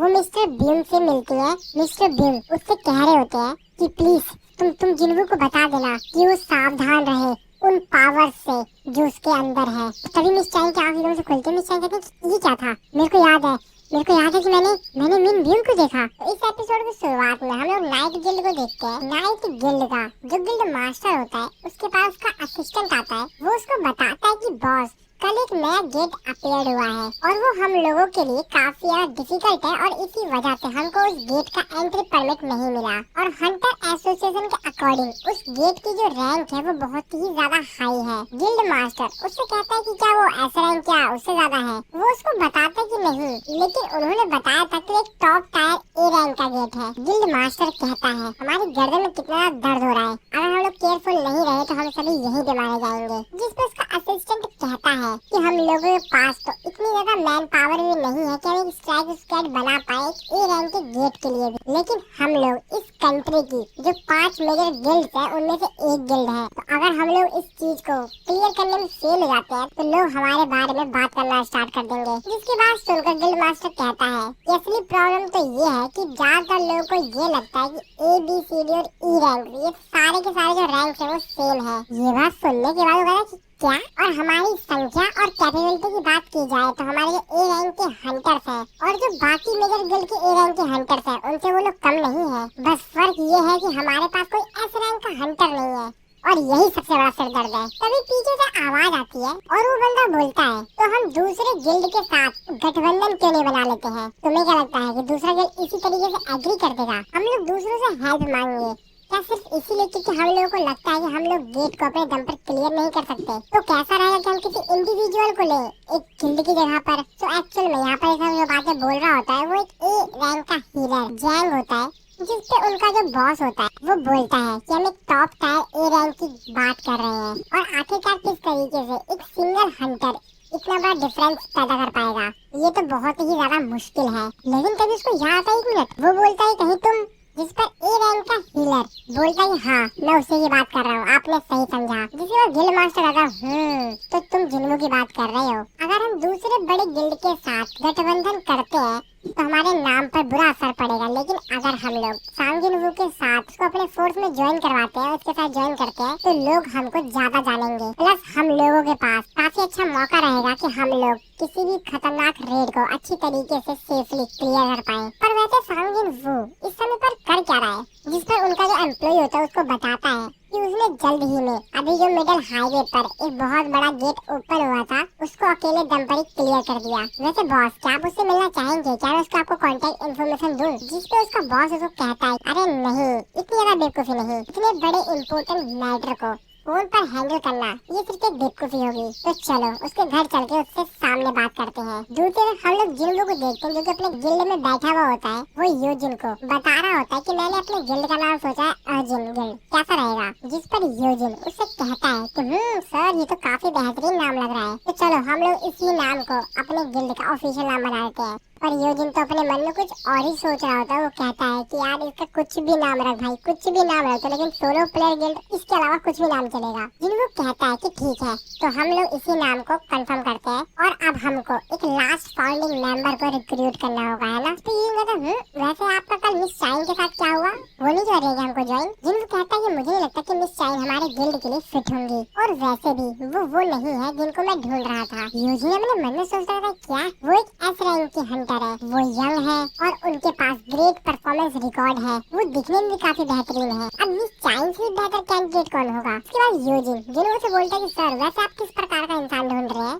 आपको एग्जैक्टली कैसा चाहिए मेरे को बताइए आप। जिन्हों उसको बताता है कि ऐसा कोई जिसके पास हंटर लाइसेंस हो, जिसको कि हमारे गिल्ड को ज्वाइन करने का कोई भी इंटरेस्ट ना हो, लेकिन फिर भी वो भरोसेमंद हो। योजिन कहता है कि मेरे दिमाग में कुछ लोगों का नाम तो आया, लेकिन योजिन आगे कुछ बोल पाता तभी उनका गेट खटखटाता कोई। जिन्हों बाहर जाना देखने के लिए गेट पर कौन है। जिन्हों बोलता है कि कौन? जिन्हों अपने मन में सोचा था कहीं क्या फिर से मिस चाइन तो नहीं आ गई, लेकिन तभी वो बाहर देखता है तो असल में यहाँ पर जो नाइट गिल्ड का गिल्ड मास्टर था वो अपने दोनों साथियों के साथ यहाँ पर आ गया था। वो तीनों के तीनों कुछ इस तरीके से दांत फाड़ते हुए एक काफी खतरनाक स्माइल देते हुए जिन्हों से बोलता है, और उसका जो गिल्ड मास्टर होता है कि हेलो, मैं पार्क नाइट गिल्ड का गिल्ड मास्टर। पीछे खड़ा योजिन जिनवू, ये दोनों के दोनों काफी हैरानी से देख रहे होते हैं कि ये क्या करने के लिए आ गए यहाँ पर। जिसके बाद ये लोग अंदर आते हैं। वो लोग जिनवू को एक वीडियो क्लिप दिखाते हैं और उसको बताते हैं कि ये देखिए, जहाँ पर एक बहुत ही बड़ा गेट ओपन हुआ था और सभी लोग उस गेट को देख के काफी हैरान थे। कहते हैं कि ये देखो, ये कितना बड़ा है, आखिरकार पॉसिबल ही कैसे, आखिरकार किस तरीके से पॉसिबल हो सकता है? ये गेट तो काफी ज्यादा बड़ा है। गिल्ड मास्टर पार्क जिन्हों से कहता है कि वैसे गेट का जो रैंक होता है वो उसके साइज पर हमेशा डिपेंड नहीं होता है। ऐसा नहीं है कि जितना बड़ा गेट है उतना बड़ा ही उसका रैंक होगा। तो कोई भी जो गेट होता है उसमें से कितनी ज्यादा माना निकल रही है उसको डिटेक्ट करके ही पता लगाया जाता है कि आखिरकार उस गेट का रैंक क्या है। जिन्हों से कहता है तो क्या हंटर एसोसिएशन ने इसको एक ऐसे रैंक का गेट का है? जिसमें वो कहता है कि नहीं, लेकिन ये इमिजरेबल है और ये बुसान सिटी का आज तक का सबसे बड़ा गेट है। इससे पहले बुसान सिटी में इससे बड़ा गेट आज तक अपेयर नहीं हुआ है। जिन्हों अपने मन में सोच रहा था बुसान, यहाँ पे तो जूही रहती है ना? जूही की एक बात याद आती है जब जूही ने कहा था कि मेरे शहर में जब तुम आना तो मैं तुमको ट्रीट दूंगी। जिसके बाद गिल्ड मास्टर आगे जिन्हों से कहता है, शायद आपने न्यूज ऑलरेडी देख ली होगी, लेकिन हंटर एसोसिएशन ने हमको एंट्री परमिट देने के लिए मना कर दिया है। उनको लगता है कि ये जो रेड है वो काफी ज्यादा रिस्की हो सकती है, और जैसा कि हम लोगों के गिल्ड में यानी कि नाइट गिल्ड में कोई भी एक ऐसा रैंक का हंटर नहीं है, और इसीलिए उन्होंने हमको इस रेड पे जाने के लिए मना कर दिया है। लेकिन हाँ, अगर आप हमारे जो स्ट्राइक स्क्वाड को ज्वाइन कर लेते हैं तो हंटर एसोसिएशन शायद हमको परमिशन दे दे। उसके पीछे खड़ा ए रैंक का हीरा जो पार्क होता है अपने मन में सोच रहा होता है कि क्या मैं इनसे ऑटोग्राफ के लिए पूछ लूं। तो जिन्हों से ऑटोग्राफ के लिए पूछने की सोच रहा होता है। भाई होगा जिन्हों का फैन लेना रहता है ऑटोग्राफ, लेकिन वो बस सिर्फ मन में सोच रहा होता है, कुछ भूल नहीं रहा होता है। गिल्ड मास्टर आगे बोलता है, वैसे मैं तुमको काफी बेहतरीन डील दूंगा। वैसे जब बड़ा जो गिल्ड होता है वो किसी डंजन को लेता है और उस पे रेड करके उसको क्लियर करता है, तो ऐसे रैंक के जो हंटर होते हैं उनको वैसे 10% मिलते हैं जो भी प्रॉफिट होता है, लेकिन हम तुमको 20% देंगे। जिसपे जिन्हों कहता है कि चलो ठीक है, इसको 50-50 करते हैं। ये बात सुनने के बाद वो लोग सभी हैरान होते हैं, क्या? जिसपे जिन्हों से कहता है, मैं तुम्हारे साथ टीम अप करूंगा अगर तुम मेरे को एक इंडिविजुअल हंटर ना मानकर एक गिल्ड की तरह ट्रीट करो। तो यानी कि तुम ऐसा मत समझना कि मैं एक इंडिविजुअल हंटर तुम्हारे साथ टीम अप कर रहा हूँ। तुम ये सोचना कि पूरा एक गिल्ड ही है जो कि तुम्हारे साथ टीम अप कर रहा है। एक्चुअली मेरा जो गिल्ड है अर्जुन गिल्ड वो भी प्रोसेसिंग में है, जिसकी बात सुनकर जो गिल्ड मास्टर होता है वो कहता है कि ठीक है क्यों ना इसको 40-60 कर जाए, ये कैसा रहेगा। जिन उससे कहता है मेरे को तुम्हारे साथ इस वक्त कोई भी प्रकार का कोई भी नेगोशिएशन नहीं करना है, जिसकी बात सुनकर जो गिल्ड मास्टर होता है कहता है कि ठीक है लेकिन रिटर्न में मैं चाहूंगा कि तुम डंजन के जो बॉस हो उसको हराओ, तो क्या तुम हमारे लिए ऐसा करोगे। जिनको से कहते हैं हाँ क्यों नहीं। और फिर ये लोग यहाँ से जाने लगते हैं। जाते जाते गिल्ड मास्टर जिनको बोलता है वैसे कल तुम रेड के लिए आ सकते हो तो तुम सुबह सुबह आना, वैसे मैं तुमको अभी बुसान सिटी ले जा सकता हूँ अगर तुम हमारे साथ चलना चाहो तो, लेकिन तुम हमारे साथ आ क्यों नहीं रहे हो। जिनको से कहता है कि असल में मेरा आज रात का कुछ प्लान है, तो वैसे मैं पक्का कल आ जाऊंगा तो उसकी चिंता मत करो, और मैं तुमसे ये प्रॉमिस करता हूँ कि मैं लेट नहीं होऊंगा। तभी उनका जो असिस्टेंट होता है वो कहता है कि ये क्या, अभी मैं तो पक्का कह सकता हूँ कि अभी जो उनकी शैडो थी वो यहाँ से थोड़ी सी मूव हुई है। जिनको का बॉस कहता है क्या तुम पी कर आए हो क्या। तभी जिनको के फोन पर किसी का फोन आता है। जिनको कहता है कि ये किसका नंबर है, जिसके बाद उन दोनों से कहता है कि एक्सक्यूज मी किसी का फोन आ गया है, मैं थोड़ा सा कॉल पे बात करने के लिए जा रहा हूँ। जिसको कहते हैं हाँ ठीक है आप जा सकते हैं। जिनको फोन लेकर बाहर आता है। जिनको कहता है कि हाँ कौन बोल रहा है। उधर से आवाज आती है जिनको, वो आवाज सुनने के बाद जिनको कहता है मॉम मॉम आपने फोन किया है। जिनको की मॉम कहती है मैं तुमको फोन इसीलिए किया है क्योंकि मेरे को तुम्हारी आवाज सुननी थी, क्या तुम इस समय पे बिजी हो। जिनको कहता है नहीं, और फिर ये लोग यहाँ पर आपस में बात करने लग जाते हैं। जिनको अपनी मॉम से कहता है कि मॉम आज रात को हम लोग डिनर पे चलेंगे तो कैसा रहेगा। जिनको की मॉम कहती है हाँ बिल्कुल ठीक है। इसके बाद अगले दिन का सीन दिखाया जाता है उसी जगह का बुसान सिटी में, जहाँ पर जो बड़ा वाला गेट है वो अपीयर हुआ है, जो कि बहुत ही ज्यादा बड़ा लग रहा होता है। वहाँ पे लोग तो भाई बहुत ज्यादा छोटे छोटे से दिख रहे होते हैं, और वहाँ पर काफी सारे हंटर्स आए हुए होते हैं। यहाँ पे जो गिल्ड मास्टर था वो भी यहाँ पर आ गया होता है अपने साथियों के साथ। वो अपने मन में कहता है कि मैं उसको थोड़ा सा और फोर्स करता तो वो कल ही हमारे साथ यहाँ पर आ जाता, आशा है कि वो लेट ना हो। तो जिनको की बात कर रहा होता है और 11 बज गए होते हैं और 11:05 पे इन लोगों की रेड थी। वो टाइम को देखते हुए वो सिर्फ 5 मिनट बचे हुए हैं। दूसरी तरफ हम लोग जिनको को देखते हैं। जिनको भी वहाँ पे जाने के लिए रेडी हो गया होता है। जिनको आसमान की तरफ देखता है तो जो मौसम होता है उतना क्लियर नहीं होता। जिनको आसमान की तरफ देखते हुए मौसम सही नहीं दिखाई दे रहा है। आई होप जिन्हें अपने साथ अम्ब्रेला ले गई हो। मुझे लगता है कि मेरे को वहाँ पर चलना चाहिए। और ऐसा कहने के साथ जिनको बोलता है शैडो एक्सचेंज। दूसरी तरफ हम लोग जिन्हा को स्कूल का सीन देखते हैं, जहाँ पर जो कुछ स्टूडेंट्स होते हैं वो अपने एक टीचर का थोड़ा बहुत काम कर रहे होते हैं। उनमें से एक स्टूडेंट कहता है तो बेसिकली हम लोग एक फ्री लेबर है। दूसरा स्टूडेंट कहता है हाँ तुमने सही कहा यार। उनमें तीसरा कहता है कि आखिरकार टीचर हम लोग को इस तरीके से काम क्यों देते रहते हैं। इसी तरीके से ये लोग आपस में थोड़ी और बातचीत करते हैं और जो भी काम करने के लिए आए हुए होते हैं उस रूम में जाते हैं। जैसे ये लोग उस रूम को देखकर कहते हैं यहाँ पर कितना ज्यादा धूल है यार, इसको आखिरकार लास्ट टाइम कब क्लीन किया गया था। तो पूरा रूम काफी ज्यादा गंदा होता है, वहाँ पे काफी सारे सामान पड़े हुए होते हैं। मुझे तो नहीं लगता कि हर सेमेस्टर में इस रूम का इस्तेमाल किया जाता होगा। तभी वो लोग सामने एक गेट को देखते हैं। वो कहते हैं ये क्या है, क्या ये कोई गेट है। तभी उनमें से एक स्टूडेंट होता है वो उन दोनों कहता है अरे यार तुम लोग इतनी चिंता ही कर रहे हो, चिल। तो जो हंटर्स होते हैं वही सिर्फ इस गेट के उस पार जा सकते हैं, और वैसे भी इस गेट की दूसरी साइड कुछ है ही नहीं यार। और वैसे भी इस गेट को ओपन हुए तो लगभग 1 हफ्ता हो गया। जिसकी बात सुनकर वो लोग कहते हैं क्या। तभी उनमें से जो एक स्टूडेंट होता है कहता है कि नहीं यार, और वैसे भी ये गेट तो हम लोग को अभी मिला है ना, तो इसका मतलब तो ये है वो इसका आगे कुछ बोल ही पाता। तभी वो जो गेट होता है वो क्रैक हो जाता है और उसमें से एक मॉन्स्टर का हाथ आता है, और जो गेट के नियर में जो लड़का खड़ा था वो मॉन्स्टर उसको पूरा पकड़ लेता है। ये देखकर बाकी 2 लड़के होते हैं काफी ज्यादा डर जाते हैं, और वो लड़का चिल्ला रहा होता है कि मेरे को बचाओ, जल्दी मेरे को बचाओ। लेकिन वो मॉन्स्टर को बहुत ही याद तेजी से अपने हाथ से पूरा पिचका देता है, उसके शरीर से पूरा खून ले जाता है। ये देखकर वो दोनों बच्चे काफी ज्यादा डर जाते हैं, और वो मॉन्स्टर जिस बच्चे को पकड़ा हुआ होता है उसको पूरा पिचका देता है और खत्म कर देता है। उस मॉन्स्टर के पीछे 2 और मॉन्स्टर्स दिखाई देते हैं। बाकी 2 बचे हुए बच्चे होते हैं, वो मॉन्स्टर उसको भी मार देते हैं। तो यहाँ पर जो तीनों स्टूडेंट थे वो मॉन्स्टर उन सभी को खत्म कर देते हैं। इसके बाद मॉन्स्टर बाहर आता है और उनको यहाँ पर जो इन्होंने उनको भी मारा हुआ था उन बच्चों को खून सूंघकर उनको काफी ज्यादा अच्छा लगता है, और वो काफी ज्यादा एक्साइटेड हो जाते हैं। और ये जो मॉन्स्टर्स है ये पिछले जो मॉन्स्टर्स थे उनसे काफी ज्यादा खतरनाक है, क्योंकि ये जो मॉन्स्टर है इनकी जो इंसेक्ट्स है वो काफी ज्यादा पावरफुल है, और ये लोग अपने मिशन को ज्यादा प्रायोरिटी देते हैं। तो इन लोगों ने पूरे हफ्ते भर अपने आप को डार्कनेस के अंदर छुपा के रखा, और अपने शिकार को ढूंढने से पहले ही इनकी जो 6th सेंस थी वो एक्टिवेट हो गई थी। जिसके बाद वो मॉन्स्टर बोलता है कि ये जो पूरी जगह है यहाँ पर काफी सारे शिकार है। तो एक्चुअली यहाँ पे जो स्टूडेंट्स होते हैं और बाकी लोग जो स्कूल के अंदर होते हैं उनकी बात कर रहा होता है कि यहाँ पर काफी सारे शिकार है चारों तरफ। हमसे ऊपर एक लेवल है और उससे भी ऊपर एक लेवल है। तो एक्चुअली जैसे कि ये मॉन्स्टर्स है तो ये स्कूल के जिस फ्लोर पे है उससे ऊपर भी एक फ्लोर है और उससे ऊपर भी एक फ्लोर है, तो उसी को ये लोग लेवल अप कह रहे हैं। जिसके बाद वो मॉन्स्टर बोलता है कि ये जो जगह है बहुत ही ज्यादा कॉम्प्लेक्स है जैसे कि कैसल होता है। जिसके बाद वो मॉन्स्टर जो उसके पीछे दूसरा मॉन्स्टर होता है उससे बोलता है कि पहले हंटिंग मैं स्टार्ट करूंगा, तुम जाओ और बाकी लोगों को ले आओ। और उस रूम का शीशा तोड़कर बाहर आता है और कहता है कि असली हंट तो अभी स्टार्ट होगा। पहले मैं इस कैसल के सभी इंसानों को खत्म तो कर दूं और अपनी पोजीशन को सिक्योर कर लूं। तो सबसे पहले मैं इस एरिया को क्लियर करता हूँ। उसके सामने काफी सारे स्टूडेंट्स होते हैं जिनको कि इस चीज के बारे में कुछ मालूम ही नहीं होता है। वो लोग तो अपना एंजॉय कर रहे होते हैं, लेकिन तभी वो मॉन्स्टर इन लोगों की तरफ आता है और ये लोग उसको देख लेते हैं, जिसको देख कर ये लोग भी काफी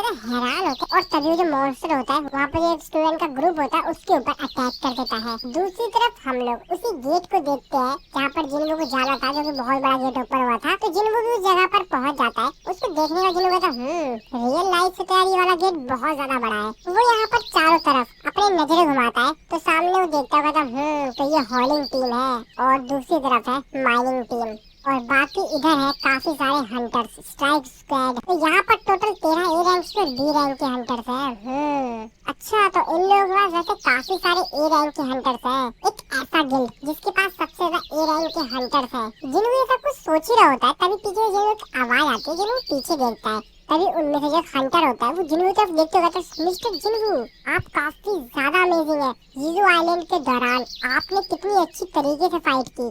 सभी हंटर्स भी जिनको वहाँ पर देखकर काफी ज्यादा हैरान होते हैं, काफी ज्यादा खुश होते हैं। वो लोग पूछते होते हैं कि आखिरकार आपने उन डार्क सोल्जर्स को किस तरीके से समन किया। नहीं, वेट, क्या हमको उनको समन बीस्ट कहना सही रहेगा? तो क्या आज आप हमको लीड कर रहे हैं? तभी वहाँ पर एक और हंटर आती है और वो उन लोगों को बोलती है रुको, क्या कर रहे हो तुम लोग? मिस्टर जिन्हो को इस तरह से परेशान मत करो। जिसके बाद वो जिन्हो को अपना इंट्रोडक्शन देती है, वो बताती है अपना नाम वगैरह और उसको ये भी बताती है कि वो नाइट गिल्ड का जो एलाइट स्ट्राइक स्क्वाड है उसकी मेन हीलर है। और उन्होंने कहते हैं कि जैसे कि आप लीडर हैं और मैं मेन हीलर हूँ तो क्यों ना हम दोनों अकेले चलते हैं और सभी को खत्म करते हैं। तो क्या आप भी ऐसे सोचते हैं? जिन्हों कहता है क्या? जिसके बाद जिन्हों नाइट गिल्ड का जो मास्टर होता है उससे बोलता है कि तुमने क्या अभी तक इसको बताया नहीं है? जिसको बोलता है नहीं कोई नहीं, मैं यहाँ इन सभी लोगों को बता देता हूँ। जिसके बाद वो इन लोगों के पास आता है, इन लोगों को बोलता है कि मेरा नाम पार्क जॉनसू है और आज की जो रेड है मैं लीड करूंगा। जिसको सुनकर बाकी जो हंटर थे, क्या सर आप फिर से मतलब मिस्टर जिन्हो नहीं करेंगे? अरे यार सच में सीरियसली? इसके बाद उन लोगों को बताता है कि नहीं मिस्टर जिन्हो भी हम लोगों के साथ चलेंगे, लेकिन वो बैक लाइन के इंचार्ज है, वो हमको सेफ्टी प्रोवाइड करेंगे। अगर कोई दिक्कत होती है तो वो हमको वहाँ पर सेफली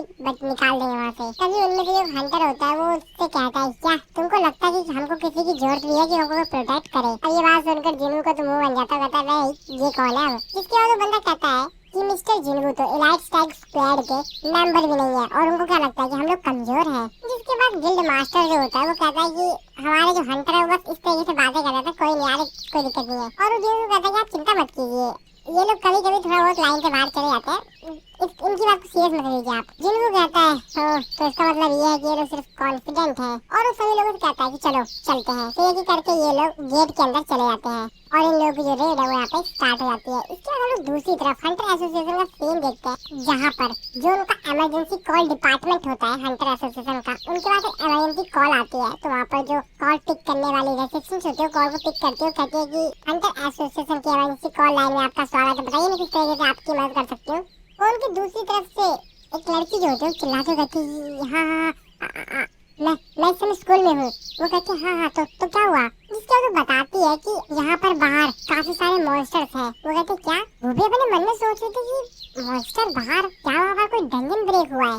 जिसके बाद वो उस लड़की से पूछती है कि तुम कहाँ से बोल रही हो? वो लड़की बताती है कि मैं बाथरूम के अंदर छिपी हुई हूँ और मेरे जो फ्रेंड थे वो मेरे साथ थे, लेकिन वो लोग, और वो काफी ज्यादा डरी हुई होती है और काफी ज्यादा रो रही होती है। असिस्टेंट होती है, वो पूछती है कि वहाँ पर वैसे कितने मॉन्स्टर्स हैं? वो कहती है कि मेरे आसपास मुझे नहीं पता, मैंने बस लोगों की आवाज सुनी और लोग चिल्ला रहे हैं कि वो मरने वाले हैं, मर रहे हैं। असिस्टेंट उसको कहती है कि शांत रहो तुम आराम से एकदम, तुम कुछ भी जल्दबाजी मत करो, हंटर्स रास्ते में ही है, वो कुछ देर में वहाँ पर पहुँच जाएंगे, तब तक तुम अपने आप को एकदम शांत रखो। जिसके बाद वो लड़की बोलती है कि क्या सही में? तो इसका मतलब ये है कि मैं यहाँ से बाहर आ सकती हूँ। असिस्टेंट उससे पूछती है कि रुको रुको, मेरे को की बताओ, वैसे वो जो मैजिक बीस्ट है वो किस टाइप के है, क्या तुम्हें कुछ मालूम है? जिसपे वो कहते हैं कि हाँ हाँ हाँ मैंने उनको इससे पहले टीवी पर देखा है। मैं उन लोगों का नाम भूल गई हूँ, लेकिन असिस्टेंट उसको चिल्लाते हुए कहते हैं जल्दी जल्दी बताओ किस प्रकार से दिखते हैं, कैसे दिखते हैं, मेरे को बताओ कैसे दिखते हैं वो कैसे दिखते हैं वो बीस्ट। जिसपे लड़की उसको बताती है कि उनका जो शरीर है वो तो इंसानी की तरह, लेकिन उनका जो फेस है वो काफी ज्यादा डरावना है और उनकी जो स्किन का कलर है वो ग्रीन है। ये बात सुनने वाले कहते क्या वो लोग ऑर्क्स हैं? तभी लड़की कहती है हाँ याद आया हाँ उन लोगों को ऑर्क्स कहते हैं। हम लोग उस बाथरूम के बाहर उसी ऑर्क को देखते हैं जो कि अपना वीपन लेकर आ गया होता है, पूरे वीपन पर पूरी तरीके से ब्लड लगा होता है। असिस्टेंट चिल्लाते हुए कहते हैं नहीं निकलो वहाँ से, जल्दी निकलो, वो तुम्हारी स्मेल को सूंघ सकता है, निकलो वहाँ से जल्दी। वो लड़की चिल्लाते हुए कहती है मेरी हेल्प करो, मैं मरना नहीं चाहती, हेल्प मेरे को बचाओ प्लीज, मेरे को बचाओ। दूसरी तरफ हम लोग स्कूल के अंदर ही बाकी सभी स्टूडेंट्स को देखते हैं जो कि काफी ज्यादा डर गए होते हैं, क्योंकि चारों तरफ बहुत ही ज्यादा बुरा माहौल हो गया होता है। चारों तरफ से बस चिल्लाने चीखने की आवाज आ रही होती है और चारों तरफ खून ही खून पड़ा होता है। सभी बच्चे स्कूल के बाहर भाग रहे होते हैं, गिरते पड़ते जैसे भी हो सके अपनी जान बचाकर वहाँ से भाग रहे होते हैं, बस किसी तरीके से निकल जाना चाहते हैं यहाँ से। पुलिस भी यहाँ पर आ गई होती है। उनमें से कुछ बच्चे तो कह रहे होते हैं कि मेरे फ्रेंड अंदर है उनको बचाओ, लेकिन दूसरे स्टूडेंट्स कह रहे होते हंटर्स आ रहे हैं, वो लोग उनको देख लेंगे, अभी निकलो यहाँ से, अपनी जान बचा कर निकलो। इस तरफ हम लोग मॉन्स्टर्स को देखते हैं, बीस्ट को, जिन्होंने काफी सारे लोगों को खत्म कर दिया होता है। उनमें से जो एक बीस्ट होता है वो दूसरे बीस्ट से कहता है कि मेरे को तो विश्वास ही नहीं हो रहा है, हमारे इतने सारे शिकार चले गए, हम उनका हंट नहीं कर पाए। तभी दूसरा यहाँ पर जो मॉन्स्टर होता है वो कहता है कि चिंता ही कर रहे हो, अभी यहाँ पर काफी सारे बचे हुए हैं, ऊपर चलते हैं, वो लोग ऊपर है दूसरे फ्लोर पर और उन सभी को खत्म कर देते हैं। इसके बाद हम लोग ऊपर वाले फ्लोर का सीन देखते हैं जहाँ पर जो पूरी दीवारें वगैरह होती है वो पूरी तरीके से ब्रेक हो गई होती है, शीशे उसे पूरी तरीके से खराब हो गए होते हैं, मतलब जो पूरा फ्लोर का जो एरिया होता है पूरी तरीके से डिस्ट्रॉय हो गया होता है। और उसी फ्लोर पर हम लोग एक रूम के अंदर काफी सारे स्टूडेंट्स को देखते हैं जिन्होंने वहाँ पर जो टेबल वगैरह चेयर वगैरह जितने भी बैठने वाले सामान होते हैं, जो कुछ भी पॉसिबल हो सकता था उससे उन्होंने गेट को पूरी तरह से ब्लॉक कर दिया ताकि बाहर का कोई ताकत भी लगाए तो भी वो अंदर ना आ पाए। और उन लोगों से जो भी हो सकता था अपने हाथ में उन्होंने वीपर वगैरह कुर्सी वगैरह लेकर रख लिया था अपनी सेफ्टी के लिए। बहुत सारे बच्चे होते हैं इसके अंदर और सभी लोग डरे होते हैं काफी ज्यादा। तभी उनमें से जो एक मॉन्स्टर होता है वो वहाँ पर एंटर करता है और शीशा तोड़ देता है, जिसको देखकर सभी बच्चे काफी ज्यादा डर जाते हैं, काफी ज्यादा चिल्लाने लगते हैं। वो लोग मतलब बहुत डरे होते हैं एक्चुअली। और वो मॉन्स्टर अंदर आता है जिसको देखकर शकल पे भाई का पूरा ब्लड लगा होता है, उसकी शकल तो काफी डरावनी होती है। ये बच्चे उसको देखकर तो भाई मतलब पूरा डर गए होते हैं, उनका पूरा रूह कांप रहा होता है। तभी उनमें से एक बच्चा होता है वहाँ से भागने की कोशिश करता है, साइड में जो शीशा लगा होता है, लेकिन उस शीशे के बाहर ही एक दूसरा मॉन्स्टर होता है जिसको देखकर वो बच्चा बहुत ज्यादा डर जाता है और वो पीछे आने लगता है और वो मॉन्स्टर वहाँ से आता है और उस बच्चे को खत्म कर देता है। और फिर इसके बाद यहाँ पर जितने भी बच्चे होते हैं ये मॉन्स्टर उन सभी बच्चों को खत्म कर देते हैं। तभी उनमें से जो एक मॉन्स्टर होता है अपने चीफ से कहता है कि चीफ मैं यहाँ पर किसी इंसान को सेंस कर सकता हूँ जिसके पास माला है। उसका बॉस कहता है कि पहले उसे खत्म करते हैं। जिसके बाद हम लोग दूसरे रूम में जिन्नू की सिस्टर और उसके बाकी सभी फ्रेंड्स को देखते हैं जो कि मन में अपने ही ब्रदर जिन्नू को बुला रही होती है। वो कहते हैं कि जिन्नू जिन्नू कहाँ हो तुम। जिन्हा की सिस्टर की जो एक फ्रेंड होती है जिसको हमने ओल्ड एपिसोड में भी देखा था, तो वो जैसा कि अवेक्ड हुई थी तो वो यहाँ पर सोचते हैं कि मैं इन मॉन्स्टर से फाइट करूंगी, लेकिन जिन्हा उनको मना कर रही होती है। वो कहते हैं कि नहीं तुम ऐसा मत करो। जिसको लड़की कहती है कि जैसे कि मैं ई रैंक की हंटर हूँ तो मैं भी अवेक्ड हुई हूँ तो मैं इन लोगों से लड़ सकती हूँ, लेकिन जिन्हा उसको मना कर रही होती है। कहते हैं नहीं ऐसा मत करो, मैं तुमसे कहा ना ऐसा मत करो। तभी मॉन्स्टर चीफ होता है कहता है क्या तुम इसी इंसान की बात कर रहे थे। जिसपे वो कहता है कि नहीं मैं इसकी बात नहीं कर रहा था, मैंने इससे भी ज्यादा पावरफुल फोर्स को सेंस किया था उसके बगल में जो खड़ी है उसको। तो एक्चुअली में जिन्हा की बात कर रहा होता है, लेकिन जैसे हम लोगों को मालूम है कि जिन्हा के अंदर कोई पावर वगैरह है ही नहीं, वो तो हंटर है ही नहीं, तो ये किस चीज की बात कर रहा है। तभी वो जो मॉन्स्टर होता है चिल्लाते हुए कहता है कि इस लड़की में से वो स्मेल आ रही है तो इसको मरना होगा। और अपना वीपन लेकर उसके ऊपर काफी तेजी से अटैक करता है उसको खत्म करने के लिए। जिन्हा और उसके जो फ्रेंड होते हैं काफी ज्यादा डर गई होती है और अपनी आंखें बंद कर लेती है। लेकिन तभी वो लोग देखते हैं कि उसके जो अटैक है वो जो मॉन्स्टर ने उसके ऊपर वीपन से किया था वो रुक जाता है। जिन्हा भी काफी ज्यादा हैरान होती है कि आखिरकार उसका अटैक अभी तक लगा नहीं उसको था। जिन्नू की सिस्टर अपनी आंखें खोलती है क्योंकि काफी देर से उसके ऊपर अटैक हुआ ही नहीं था। अब वो सोचते है अटैक क्यों नहीं, और जब आंखें खोल के देखती है तो देखते है कि एक बहुत बड़ा शैडो सोल्जर उसने उस मॉन्स्टर को पकड़ रखा है और वो मॉन्स्टर काफी ज्यादा तेज से चिल्ला रहा है क्योंकि उसने अपनी पूरी ताकत लगाई गया उसको पकड़ने के लिए और इस वजह से उसको बहुत ही ज्यादा दर्द हो रहा था। जिनको भी सिस्टर और बाकी सारे जो स्टूडेंट होते हैं ये सब कुछ सीन देख के काफी ज्यादा डर जाते हैं। जिनको भी सिस्टर अपने मन में सोच रही होती है कि जिन्हों क्या ये जिन्हों है। उसके बाद जिन्हों को जो शैडो सोल्जर टस्क होता है वो काफी ज्यादा तेजी से उस मॉन्स्टर को पंच हिट करता है, जिसकी वजह से वो स्कूल की छत तोड़ कर ही वहाँ से उड़ के चला जाता है बाहर। इसके बाद वहाँ पे खड़ा है जो दूसरा मॉन्स्टर होता है, उसकी तो भाई हालत खराब हो जाती है क्योंकि वो जरा काफी ज्यादा डर गया था कि भाई अभी तो हम लोग यहाँ पर ताकतवर थे, अब ये कौन आ गया। और इतने लोग खुद भी कंफ्यूज होता है कि आखिरकार ये है कौन। इसके बाद हम लोग जिन्हों के तीनों जो शैडो सोल्जर्स होते हैं उनको देखते हैं भाई, जो कि यहाँ पर उसके सिस्टर के आगे खड़े जाते हैं, यानी कि अब इन मॉन्स्टर्स को उसकी सिस्टर को मारने के लिए पहले इन तीनों शैडो सोल्जर से फाइट करनी होगी। इसके बाद हम लोग उसी गेट के अंदर का सीन देखते हैं जहाँ पर जिन्हों और बाकी हंटर्स गए हुए थे। जिन्हों सिस्टर उसको बताता है कि आप एक डंजन के अंदर एंटर कर गए हो। तो डंजन जो होता है पूरी तरीके से खंडर की तरह होता है, एक तरफ से वो पूरा टूटा फूटा होता है। तभी जो गिल्ड मास्टर होता है वो सभी लोगों को चिल्लाते हुए कहता है कि वो देखो ऑर्क, अरे नहीं ये तो ट्वाइन हेडेड ऑर्क है। तो इन लोगों के सामने एक काफी ज्यादा बड़ा ऑर्क आ गया जिसके 2 हेड होते हैं और वो बहुत ही ज्यादा पावरफुल, बहुत ही ज्यादा बड़ा लग रहा था, जिसको देखकर सभी लोग चिल्लाते हुए कहते हैं सभी लोग केयरफुल रहना, सावधान। वो मॉन्स्टर ऑर्क इन लोगों को देखकर काफी तेजी चिल्लाता है इन लोगों की तरफ और अपने वीपन से उन लोगों की तरफ काफी तेजी से अटैक करता है। गिल्ड मास्टर जो होता है वो बाकी सभी लोगों से कह देता है कि सभी लोग तैयार हो जाओ, और वो खुद भी काफी तेजी से उस मॉन्स्टर के ऊपर जो उसने अटैक किया होता है उस अटैक को रोकने के लिए एक बैरियर से बना लेता है अपनी पावर का इस्तेमाल करके और उस अटैक से बच जाता है। लेकिन ये जो अटैक था वो काफी ज्यादा तेज था। गिल्ड मास्टर में तो कुछ नहीं होता, लेकिन उसके आसपास जो चीजें होती है भाई उस अटैक के आवाज से ही, उसके कंपन से वो वहीं से डिस्ट्रॉय हो जाती है।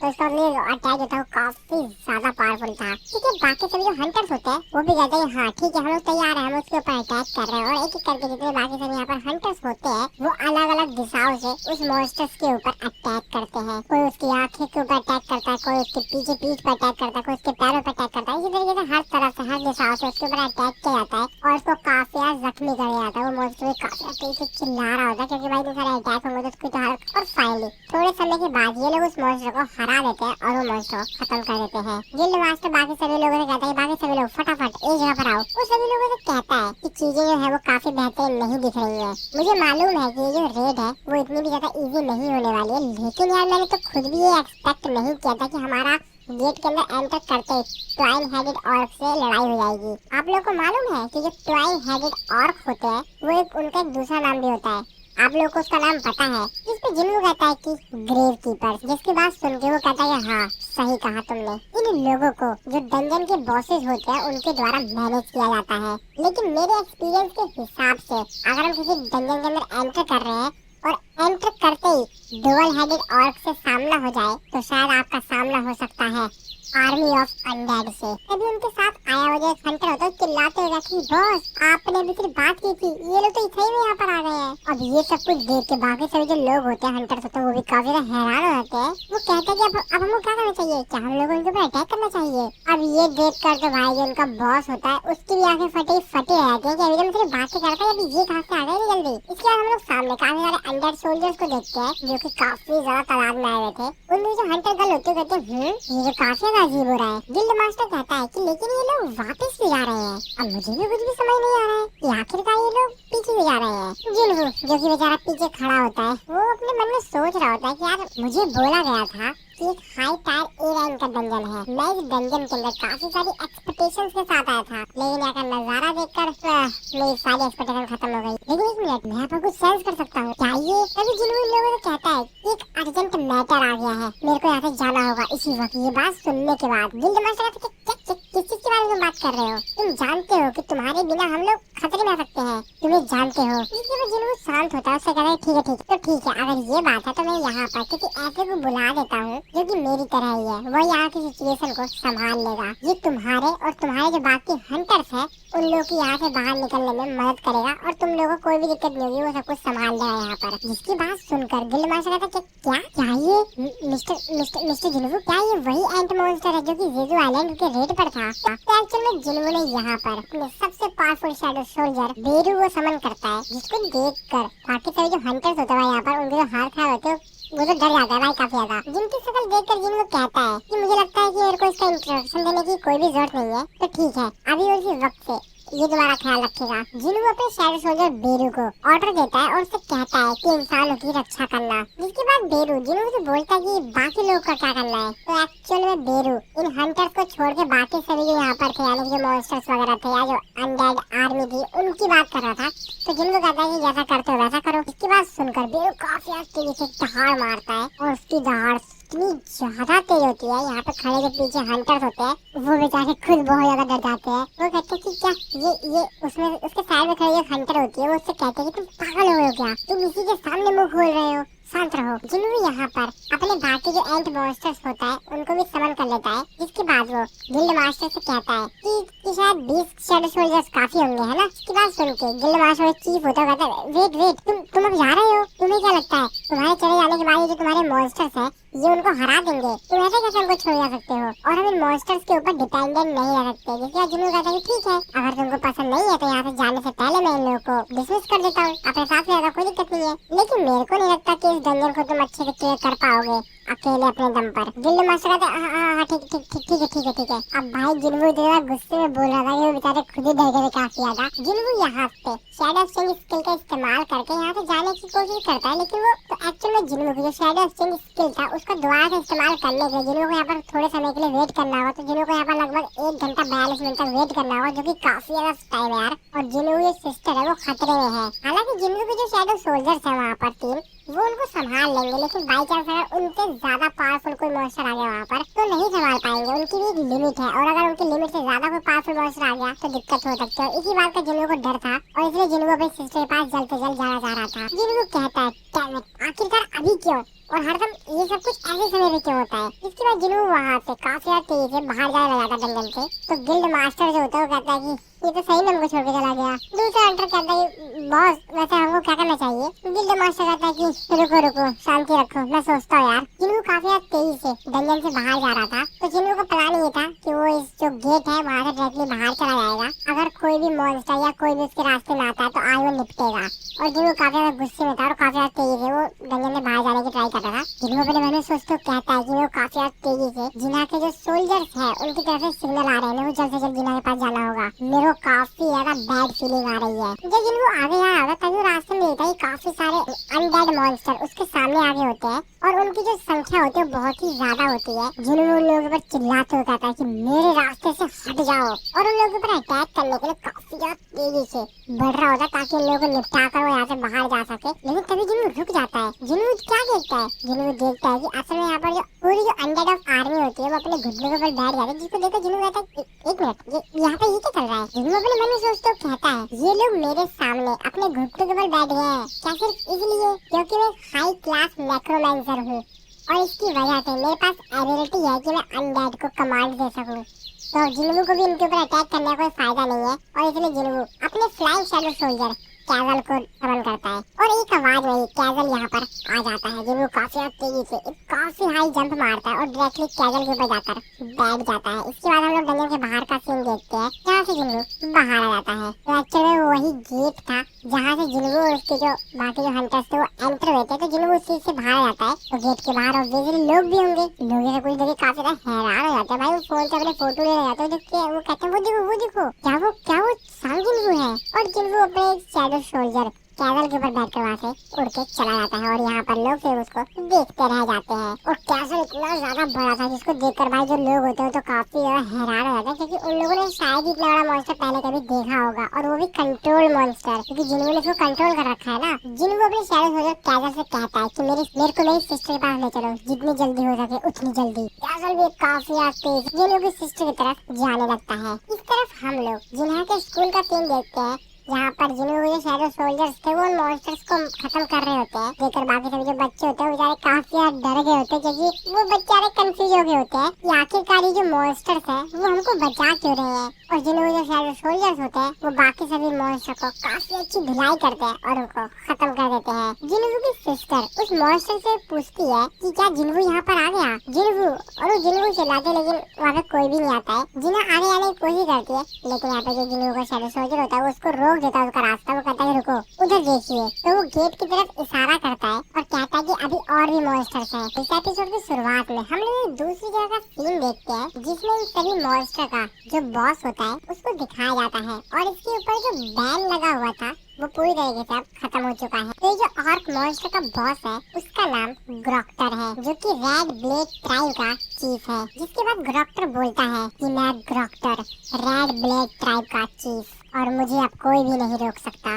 तभी वहाँ पर उन्हीं हाई ऑर्क का जो मॉन्स्टर होता है उनमें से एक आता है और वो ग्रॉक्टर को बताता है कि ग्रॉक्टर, हाई ऑर्क वॉरियर्स का जो ग्रुप है वो इंसानों की मदद कर रहा है। इसके बाद उन्हें कहते क्या हाई ऑर्क वॉरियर कितने हैं वो? जिसको वो बताता है कि सर वो 3 है। ग्रॉक्टर गुस्से में कहता है कि ग्रेट ऑर्क वॉरियर हमारे ट्राइब को रोक नहीं सकते हैं, वो सिर्फ 3 है। तो चलो चलते हैं उनको खत्म करने के लिए, मेरे पीछे आओ। और ग्रॉक्टर काफी ज्यादा गुस्से में कहता है कि चलो अब समय है उनको खत्म करने का। दूसरी तरफ हम लोग उसी जंगल में देखते हैं जहाँ पर जिन्वू ए रैंक के हंटर्स को छोड़कर आ गया था। वहाँ पे जो एंट मॉन्स्टर्स होते हैं वो यहाँ पर चारों तरफ छानबीन कर रहे होते हैं कि यहाँ पर कोई मॉन्स्टर वगैरह दिखे तो ये लोग उनको मार पाए, लेकिन बेचारे वो यहाँ पर कोई भी नहीं मिल रहा होता है। और ये लोग रास्ता बना रहे होते हैं बाकी जो हंटर्स थे उनके लिए, ताकि ये लोग यहाँ से सेफली बाहर निकल पाए। हंटर्स जो कि यहाँ पर अपने मन में सोच रहे होते हैं कि यार मेरे को बाहर निकलना है, क्या हो अगर ये हमारे ऊपर अटैक कर दे तो। तभी उनमें से एक हंटर होता है वो अपने लीडर से पूछता है कि बॉस, वो अपने मन में सोच रहा होता है कि मेरे को यहाँ से जल्द बाहर निकलना होगा हम लोग को, क्योंकि बाहर रिपोर्टर्स हमारा इंतजार कर रहे हैं। नहीं,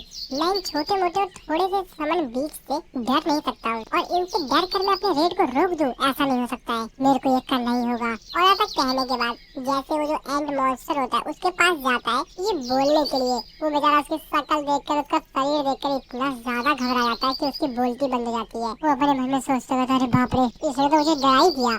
इसके बाद वो उस मॉन्स्टर से कहता है कि चलते हैं, लेकिन वो जो एंड मॉन्स्टर होता है वो उसको ही देखता रहता है, जिसको कहता है कि पहले आप चलिए ना। लेकिन उस बेचारे को अंदर से इतना ज्यादा डर लग रहा होता है कि वो ज्यादा तेजी से बोल भी नहीं पा रहा होता है। तभी एंड मॉन्स्टर काफी तेजी से वहाँ से गायब होता है और तुरंत झटके से वहाँ पर आ जाता है, जिसको देखकर जो लीडर होता है वो काफी ज्यादा डर जाता है। वो बेचारा कहता है ये क्या कर रहे हो तुम? जिसको उसको कोई भी पढ़ाई देता है और वहाँ से जाने लगता है। और अब उसका ये रूप देखकर बेचारा वो तो और भी ज्यादा डर जाता है। बाकी हंटर उसके लीडर के पास आता है, उससे बोलते हैं बॉस बॉस आप ठीक तो है ना? दूसरा हंटर बोलता है बॉस क्या आप सही में इन लोग को चाहते हैं कि हमको लीड करें? जिस पर उनका बॉस कहता है कि हाँ मैं ठीक हूँ, ठीक है। उसके बाद यहाँ पर बाकी सभी जो हंटर्स होते हैं वो वहाँ पर एक चीज जो पड़ी हुई होती है उसको देखते हुए कहते हैं कि इस चीज को देखो इस चीज को। एक्चुअली में एक नाइट का हेड था जो कि काफी ज्यादा पावरफुल नाइट है। उनका बॉस कहता है कि जरा इसको तो देखो यार, उन लोगों ने कुछ सेकंड्स में इसको मार दिया और ये एक हाईएस्ट रैंकिंग बीस्ट है। मैं तो विश्वास ही नहीं कर सकता हूँ कि आखिरकार वो कितने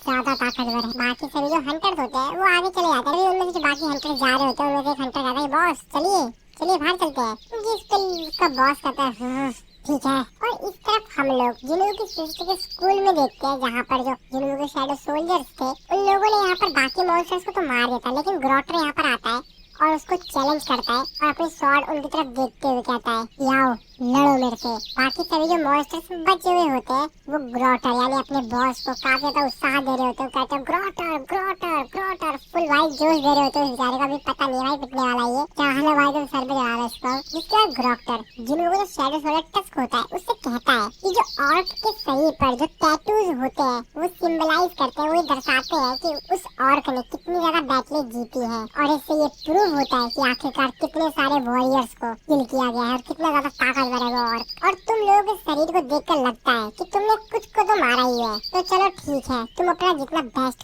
कर सकते हो उतना बेस्ट करना। आ जाओ हाई ऑर्क्स, तुमने इस फाइट को और भी ज्यादा थोड़ा सा इंटरेस्टिंग बना दिया है मेरे लिए तो। और ऐसा कहते ही इन लोगों के बीच फाइट स्टार्ट हो जाती है। तो ग्रोटर जो होता है वो जिन्हों के शैडो सोल्जर टच के ऊपर सबसे पहले अटैक करता है और जिन्हों के बाकी शैडो सोल्जर्स होते हैं वो भी इस फाइट में एक साथ आ जाते हैं। तो यहाँ पर अकेला ग्रोटर और जिन्हों के जो बाकी तीनों शैडो सोल्जर होते हैं उनकी बीच में तो फाइट होती है। ग्रोटर से कहता है तो तुम लोगों ने तलवार को ब्लॉक कर दिया, ये भी बुरा नहीं है लेकिन इतना भी बेहतरीन नहीं है। और फिर से वो उन लोगों के ऊपर काफी और तेजी से अटैक करता है। जिन्हों के शैडो सोल्जर्स उसके स्वॉर्ड के अटैक से घायल हो रहे होते हैं, लेकिन तुरंत हाथों हाथ वो लोग यहाँ पर रीजनरेट भी कर लेते हैं अपने शरीर को यानी कि तुरंत फीलिंग कर ले रहे होते हैं बार बार। ग्रोक्टर वो देखते हुए अपने मन में सोचते हुए कहता है कि क्या ये लोग किसी स्पेल के अंदर है क्या? इन लोगों के ऊपर क्या कोई स्पेल किया गया है? इससे कोई भी फर्क नहीं पड़ता है कि मैं लोग कितनी बार काट रहा हूँ, इसका कोई भी मतलब नहीं है। ये बार बार अपने आप को रिजनरेट कर ले रहे हैं। इसके जैसे पता नहीं कितनी बार कितने हजारों को मैंने ऐसे ही खत्म कर दिया है, लेकिन आज ऐसा क्यों नहीं हो रहा है? ग्रोक्टर के माइंड में एक आवाज गूंज रही होती है कि इंसानों को खत्म कर दो, इंसानों को खत्म कर दो। उसके दिमाग में ये बार बार बातें घूम रही होती है। उसका शरीर दर्द कर रहा होता है। ग्रोक्टर अपने मन में क्या होता है कि ये बहुत हो गया, ठीक है अब मेरे को ये फाइट खत्म करनी पड़ेगी जल्द से जल्द। और अगर ये लोग किसी स्पेल के द्वारा कंट्रोल किए जा रहे हैं, इनके ऊपर किसी तरह का मैजिक किया गया है, तो सबसे पहले मेरे को सॉर्सर को खत्म करना पड़ेगा जो कि इसके ऊपर स्पेल का रखा है। चाहे वही लड़की है। तो एक्चुअली जिन्होंने सिस्टर होता है उसको लगता है कि जिन्होंने सिस्टर ने सब कुछ किया हुआ है, तो उसको देखते हुए कहता है कि क्या ये वही है? ये लड़की बचेगी नहीं। और अपने बाकी साथियों से कहता है कि उस लड़की को पकड़ो। उसके जो बाकी साथी होते हैं वो जिन्होंने के जो शैडो सोल्जर्स होते हैं उनके ऊपर एक साथ अटैक कर देते हैं। ग्रोक्टर उन लोगों को बताता है कि हाई ऑर्क्स पावरलेस हो जाते हैं जब अपने आप को रीजनरेट करते हैं, यानी कि हाई ऑर्क्स जब अपने आप को रीजनरेट कर रहे होते हैं, हीलिंग कर रहे होते हैं अपने आप को, तो वो लोग उस टाइम पर, उस पर्टिकुलर टाइम पर वो लोग पावरलेस होते हैं और उसी समय हमारा मौका है कि हम उसके ऊपर अटैक करें। और वो लोग ऐसे ही करते हैं, वो लगातार जैसे अपने आप को रीजनरेट कर रहे होते हैं उनके ऊपर काफी तेजी से, बहुत तेजी स्पीड से उनके बार बार अटैक कर रहे होते हैं, जिसकी वजह से जिन लोगों के शैडो सोल्जर्स चाह कर भी कुछ नहीं कर पा रहे होते हैं और उनको ब्लॉक कर लिया जाता है। लेकिन टस्क जो कि भाई बहुत ज्यादा ताकतवर है, उनको यार इन्होंने हल्के में ले लिया। तो टस्क जो बाकी मॉन्स्टर होते हैं उन लोग भाई काफी अच्छे से पिटाई करता है। लेकिन हाँ, उन मॉन्स्टर को ये बात भी पता लग गई थी कि इसको किस तरीके से हराना है, तो वो भी ये लोग अपने स्वॉर्ड से उसके ऊपर अटैक कर रहे होते हैं। और इस चीज का फायदा उठाकर जो ग्रोक्टर होता है डायरेक्टली जाकर जिनोबी सिस्टर को पकड़ लेता है और उससे कहता है कि अच्छा तो वो तुम थी। वो जिनोबी सिस्टर को देखते हुए कहता है कि मैं क्लियरली सेंस कर सकता हूँ कि तुम्हारे पास मैजिकल पावर्स है, तो अब तो मरो। और उसकी सिस्टर को मुंह दबाकर उसको खत्म ही करने वाला होता है। उसकी सिस्टर की काफी ज्यादा हालत खराब हो गई होती है, लेकिन तभी हम लोग दूर से आते देखते हैं जिन्वू। और जिन्वू भी काफी दूर है, लेकिन फिर भी ग्रोक्टर को एहसास हो रहा है कि कोई चीज बहुत ज्यादा पावरफुल उसके करीब आ रही है। उसके पूरे हाथ कांप रहे होते हैं और जैसे जैसे जिन्वू एकदम करीब आ रहा होता है उसके हाथ बहुत ज्यादा तेजी से कांप रहे होते हैं। उसको काफी ज्यादा डर लग रहा होता है और डर के मारे जिन्वू की सिस्टर को छोड़ दिया। जिन्वू की सिस्टर नीचे जाकर गिरती है और जिन्वू एकदम काफी ज्यादा क्लोज हो जाता है। जिन्वू की सिस्टर की जो फ्रेंड होती है उसके पास आती है और उसको संभालती है। और ग्रोक्टर जो कि काफी ज्यादा डर गया होता है, उसकी तो हालत खराब हो गई थी। वो कहता है कि कुछ कोई ऐसी चीज है जो कि मेरा सर वो मेरी तरफ ही आ रही है, बहुत ही यार डरावनी चीज। और जिन्वू एकदम क्लोज आ गया होता है। ग्रोक्टर अपने बाकी सभी साथियों को चिल्लाते हुए कहता है कि पीछे हटो सभी के सभी। लेकिन तब तक काफी यार देर हो गई होती है। जिन्वू वहाँ पर एंट्री लेता है। भाई इतनी तगड़ी एंट्री लेता है ये बेचारा यहाँ पर। अब जिन्वू क्या एंट्री लेता है यार, जिन्वू जिस शैडो सोल्जर के ऊपर बैठ के आ रहा है ना, वही भाई इतना बड़ा है कि यहाँ पर चारों तरफ भाई धूल हो जाती है। ये तीनों मॉन्स्टर तो साइड में गिरते हैं, लेकिन जो ग्रोक्टर होता है वो थोड़ा सा ज्यादा गिरता है। चारों तरफ धूल हो गई होती है। तभी बच्चे खास रहे होते हैं, जिन्होंने सिस्टर जो होती है वो भी यहाँ पर खास रहे होते हैं। तभी जिन्होंने अपनी सिस्टर के पास आता है, उसके सर पे हाथ रखता है और अपनी सिस्टर से कहता है कि तुम अब सेफ हो। ग्रोक्टर के जो बाकी मॉन्स्टर साथी होते हैं भाई उनकी तो हाथ मतलब खराब ही कर दी होती है जिन्होंने, लेकिन जो ग्रोक्टर होता है वो उस अटैक से बच गया होता है। वो थोड़ा पीछे आ गया होता है और जैसे भाई धूल सामने से हटती है, ग्रोक्टर सामने देख कर काफी डर जाता है, क्योंकि जिन्हों को जो शैडो सोल्जर था यहाँ पर, तो सामने होता है जिन्हों का शैडो सोल्जर भाई जो कि बहुत ही ज्यादा बड़ा होता है। इसको देख कर भाई ग्रोक्टर की तो वैसे हालत खराब हो जाती है। और दूसरी तरफ वो जिन्हों को देख कर उसकी तो और भी हालत खराब हो जाती है। भाई जिन्हों भाई यहाँ पर फुल गुस्से में होता है। जिन्वू ग्रोक्टर डरते हुए जिन्वू को अपना इंट्रोडक्शन दे रहा होता है कि मैं ग्रोक्टर चीफ ऑफ रेड ब्लेड। इसका कुछ बोल पाता, तभी जिन्वू से कहता है कि तुम अपना मुंह बंद रखो और वहीं पर मेरा वेट करो। जिन्वू भाई फुल गुस्से में उसकी तरफ देख रहा होता है। तो ग्रोक्टर क्या करता है, वहीं पर शांत खड़ा रहता है। तो एक्चुअली में ग्रोक्टर में भाई डर ही रहा होता है, उसकी हालत खराब होती है कि यार ये कहाँ से आ गया बंदा। जिन्वू अपनी सिस्टर से कहता है कि तुम अब सेफ हो। जिन्वू की सिस्टर जिन्वू को देखकर काफी ज्यादा रो रही होती है। जिन्वू से कहता है कि सॉरी मैं थोड़ा सा लेट हो गया। जिन्वू बाकी सभी स्टूडेंट से पूछता है कि सभी लोग ठीक हो तो हो ना। बाकी सभी स्टूडेंट्स कहते हैं कि हाँ हम ठीक है। जिन्वू की सिस्टर की जो फ्रेंड होती है उससे पूछता है कि स्वामी तुम ठीक तो हो ना, जिसपे वो भी कहते हैं कि हाँ मैं भी ठीक हूँ। जिन्वू अपने शैडो सोल्जर इद्रीस से कहता है कि जिन्हा और बाकी सभी लोगों का तुम ध्यान रखो, इसको मैं हैंडल करता हूँ। जिन्वू बाकी सभी स्टूडेंट से कहता है बाकी सभी स्टूडेंट नीचे जाकर आराम से स्कूल से बाहर चले जाइए। ग्रोक्टर जो कि भाई डर रहा होता है, लेकिन अब क्या ही कर सकता है भाई, बॉस है वो भी, तो वो थोड़ा सा हिलता ही है। तभी जिन्वू से कहता है कि मैं तुमसे बोला था ना कि हिलना मत। जिसके बाद बाकी सभी जो बच्चे होते हैं वो जिन्वू के शैडो सोल्जर कैजल की मदद से नीचे उतर जाते हैं। ग्रोक्टर जिन्वू से कहता है कि मैंने देखा कि वो जो इमोर्टल हाई ऑर्क्स थे वो तुम्हारे सोल्जर है। तुम कौन हो और तुम हमारी लैंग्वेज कैसे जानते हो? लेकिन जिन्हों उसकी बात का कोई भी रिप्लाई नहीं दे रहा होता है और उसकी तरफ गुस्से से देख रहा होता है। ग्रोक्टर जो कि समझ गया होता है और अपने मन में सोचते कहता है कि ऐसा लग रहा है कि इसका आंसर देने का कोई भी इरादा नहीं है, जिसकी वजह अपने बाकी सभी साथियों से कहता है कि इसके ऊपर हमला करो। तो सबसे पहले जो ऑर्क मॉन्स्टर होता है वो जिन्हों पर अटैक करता है और उसके पीछे दो और आ रहे होते हैं। तो जिन्हों सबसे पहले उसका हाथ पकड़ता है, जिस हाथ से उसने वीपन पकड़ा होता है, और उसके हाथ को भाई अपने ताकत लगा के इतनी तेजी से मरोड़ता है कि उसकी भाई हालत खराब हो जाती है उस औरत की। तो वो चिल्लाते हुए रहता है, मम्मी मैं तो हाथ साफ कर दी गले। लेकिन जिन्हों का उसकी भाई कोई बात सुनने वाला था, जितनी देर चिल्ला ले पटक के जिन्हों उसको जमीन पे मारता है और इस बेचारे के ऊपर एक हैच के भाई लात मारता है और उसके तो वहीं पर ही एंड हो जाता है। बाकी बचे जो दो मॉन्स्टर होते हैं भाई वो एक साथ जिन्हों पर अटैक करते हैं, लेकिन जिन्हों यहाँ पर अपने किल जो कि दादा कमांडर टच को एक्टिवेट करता है और अपने हाथ से दूर से उन दोनों को पिचका देता है और उन बेचारों की इतनी गंदी वाली चीख निकलती है, लेकिन क्या ही करे, और जिन्हों उन दोनों को भी कर देता है काम। तो यहाँ पर बाकी जो ऑर्क्स होते हैं, यहाँ पर और भी ऑर्क्स आ गए होते हैं और वो लोग भी एक साथ जिन्हों के अटैक करने लग जाते हैं, लेकिन जिन्हों उन सभी की गंदी वाली पिटाई करता है और उन सभी की रेल लगा देता है। तो जिन्हों को यहाँ पर भाई साहब पूरा हाथ सन गया होता है, इन बेचारों को निपटाते निपटाते फाइनली ग्रोटर बचा होता है। वो जिन्हों उसके करीब जा रहा होता है, जिसको देखकर बेचारे तो हाल खराब होते होते तो ये सब क्या है, लेकिन वो उससे बाहर कुछ बोल पाता। जिन्हों यहाँ पर अपने कमांडर टच स्किल का इस्तेमाल करता है और उसके मुंह को पकड़ लेता है पूरी ताकत से और उसको दीवार पे से लटकाते हुए कहता है कि क्यों तुमने ये सब क्यों किया, तुमने उन सभी को क्यों मारा, क्यों? ग्रोक्टर जिन्हों को बताता है कि मेरे दिमाग में से एक आवाज आती है जो कि मेरे से बार बार बोलती है इंसानों को खत्म कर दो। जिन्हों से कहता है कि मेरे बारे में क्या क्या वो आवाज ये भी कहती है कि मुझे भी खत्म कर दो, लेकिन ग्रोक्टर उसकी कोई भी बातों को रिप्लाई देता, बल्कि उससे उल्टा ही भाई अपनी जिंदगी की भीख मांग ले जाता है, कहता है प्लीज प्लीज प्लीज मेरे को माफ कर दो। लेकिन जिन्हों उससे सिंपली कहता है कि मेरे क्वेश्चन का जवाब दो, क्या जब तुम मेरी तरफ देखते हो तो वो वॉइस तुमसे वही कहती है, जिससे वो फिर से उसे बोलता है भाई माफ कर दे, मेरे को माफ कर दे। लेकिन जिन्हों कहता है कि लगता है कि तुमको, जिसके बाद जिन्हों यहाँ पर अपने डैगर को यहाँ पर समन करता है इस मॉन्स्टर को खत्म करने के लिए, और तो तुम मेरे को इंसान नहीं मानते, वैसे भी इससे कोई फर्क नहीं पड़ता, ठीक है मैंने तुम्हें माफ किया, लेकिन मैंने तुम्हें माफ किया इसका मतलब ये नहीं है कि तुमने जो यहाँ पर गलत किया उसके लिए तुम्हें माफ ही कर दूं।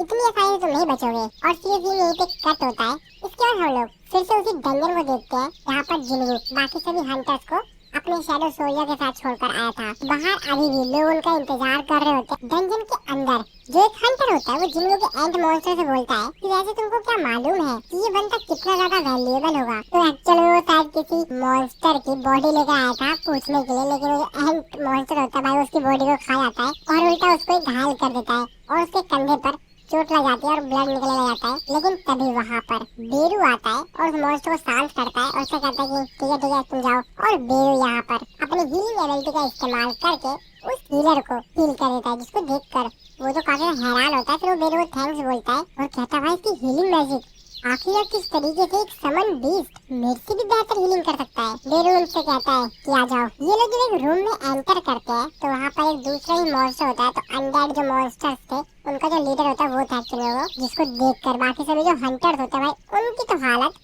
और आ जाती है। वो देखते कहते क्या इस डंजन का बॉस आर्च लीच है। तभी उसको दूसरा साथी कहता है कि और उसके साथ एन डेथ नाइट्स भी है। तो एक्चुअली में यहाँ पर काफी सारे पावरफुल डंजन बॉस होते हैं, लेकिन जो आर्च लीच होता है तो इन लोगों को एक इंसिडेंट के बाद से ज्यादा देखा गया, जो कि था गोल्ड ड्रैगन गिल्ड का एनहिलेशन। तो जो आर्च लीच था उसने एक बहुत बड़े चाइनीज गिल्ड को पूरी तरीके से खत्म कर दिया था और जिसकी वजह से डंजन ब्रेक हो गया।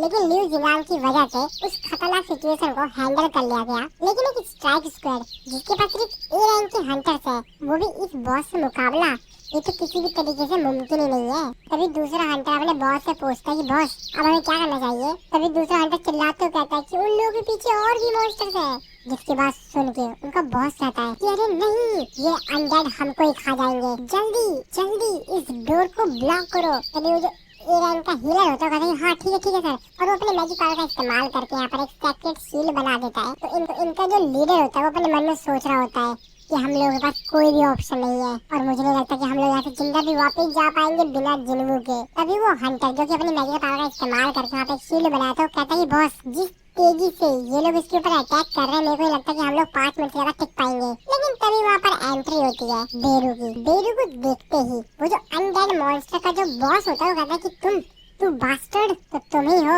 Army of shadow. लेकिन किंग की पर्सनल आर्मी यहाँ पर अटैक करने के लिए क्यों आई है? जिससे बेरूस की तरफ उंगली करते हुए कहता है कि हमको किंग के द्वारा चुना गया है और तुमको नहीं। जिसके अनडेड मॉन्स्टर का जो बॉस होता कहता है कि नामुमकिन, इम्पॉसिबल, मैं किंग से खुद बात करूंगा। लेकिन बेरूस के करीब आता है और उसको एक पंच हिट करता है और उससे कहता है तुम ऐसे किसी से बहुत कुछ कहना चाह रहे हो जो कि मरने वाला है। एक ही पंच हिट करता है और वो पंच इतना ज्यादा तेज होता है कि वो पूरी तरीके से डिस्ट्रॉय हो जाता है। साथ ही उसके आसपास जितने भी अनडेड आर्मी के सोल्जर्स होते हैं वो सभी लोग भी खत्म हो जाते हैं। अब ये चीज देखकर बाकी सभी जो हंटर्स होते हैं तो काफी ज्यादा हैरान होते हैं कि इसने आर्च लीच को सिर्फ एक ही पंच में खत्म कर दिया, साथ में इसके जो आर्मी थी उसको भी। जिसके बाद बेरू काफी ज्यादा तेज से चिल्लाता है क्योंकि उसने उसको हरा दिया है तो भाई उसका जश्न नहीं मनाएगा, तो इसीलिए काफी ज्यादा तेज से चिल्लाता है। जिसको देखकर हंटर का लीडर जो होता है वो कहता है मैं जानता था कि स्ट्रॉन्ग है, लेकिन ये इतना स्ट्रॉन्ग होगा ये मुझे भी नहीं मालूम था। और अगर जिन्वू के पास ऐसे सोल्जर्स हैं तो जिन्वू को तो गेट के अंदर एक स्टैप रखने की भी जरूरत नहीं है, वो तो बिना कदम रखे ही पूरे गेट को क्लियर कर सकता है। उसको बस अपने जो ये सोल्जर्स हैं इनको भेजना है और पूरा डंजन क्लियर हो जाएगा।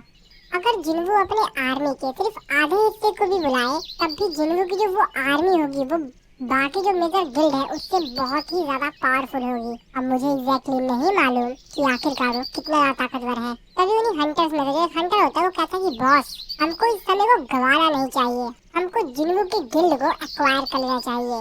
जिसके बाद सुन के उसका लीडर कहता है कि एक्वायर, क्या बकवास कर रहे हो, हमको इसको अलायंस करना चाहिए, उसके साथ हमको गठबंधन बनाना है। जिसपे वो हंटर कहता है क्या सीरियस बॉस, मैं तो सिर्फ जोक कर रहा था क्योंकि जो नजारा मैंने आज देखा मुझे नहीं लगता कि उसको हमारे मदद की जरूरत भी होगी। जिसमें उसका बॉस कहता है कि तुम्हें मालूम है कि डंजन के अंदर एंटर करने के लिए कुछ रूल्स भी होते हैं और सिर्फ सांगिन वो के लिए रूल्स को ब्रेक तो नहीं किया सकता ना। जिसमें हंटर कहता है मैं समझा नहीं। उसका बॉस उसको बताता है कि जैसा कि तुमको मालूम होगा कि डंजन को क्लियर करने के लिए मिनिमम हंटर्स की रिक्वायरमेंट होती है और जिन्वू अपने समन बीस्ट के दम पर तो डंजन के अंदर जा नहीं पाएगा क्योंकि वो तो उसको पहले जो उसको मिनिमम रिक्वायरमेंट है उसको पूरी करनी होगी।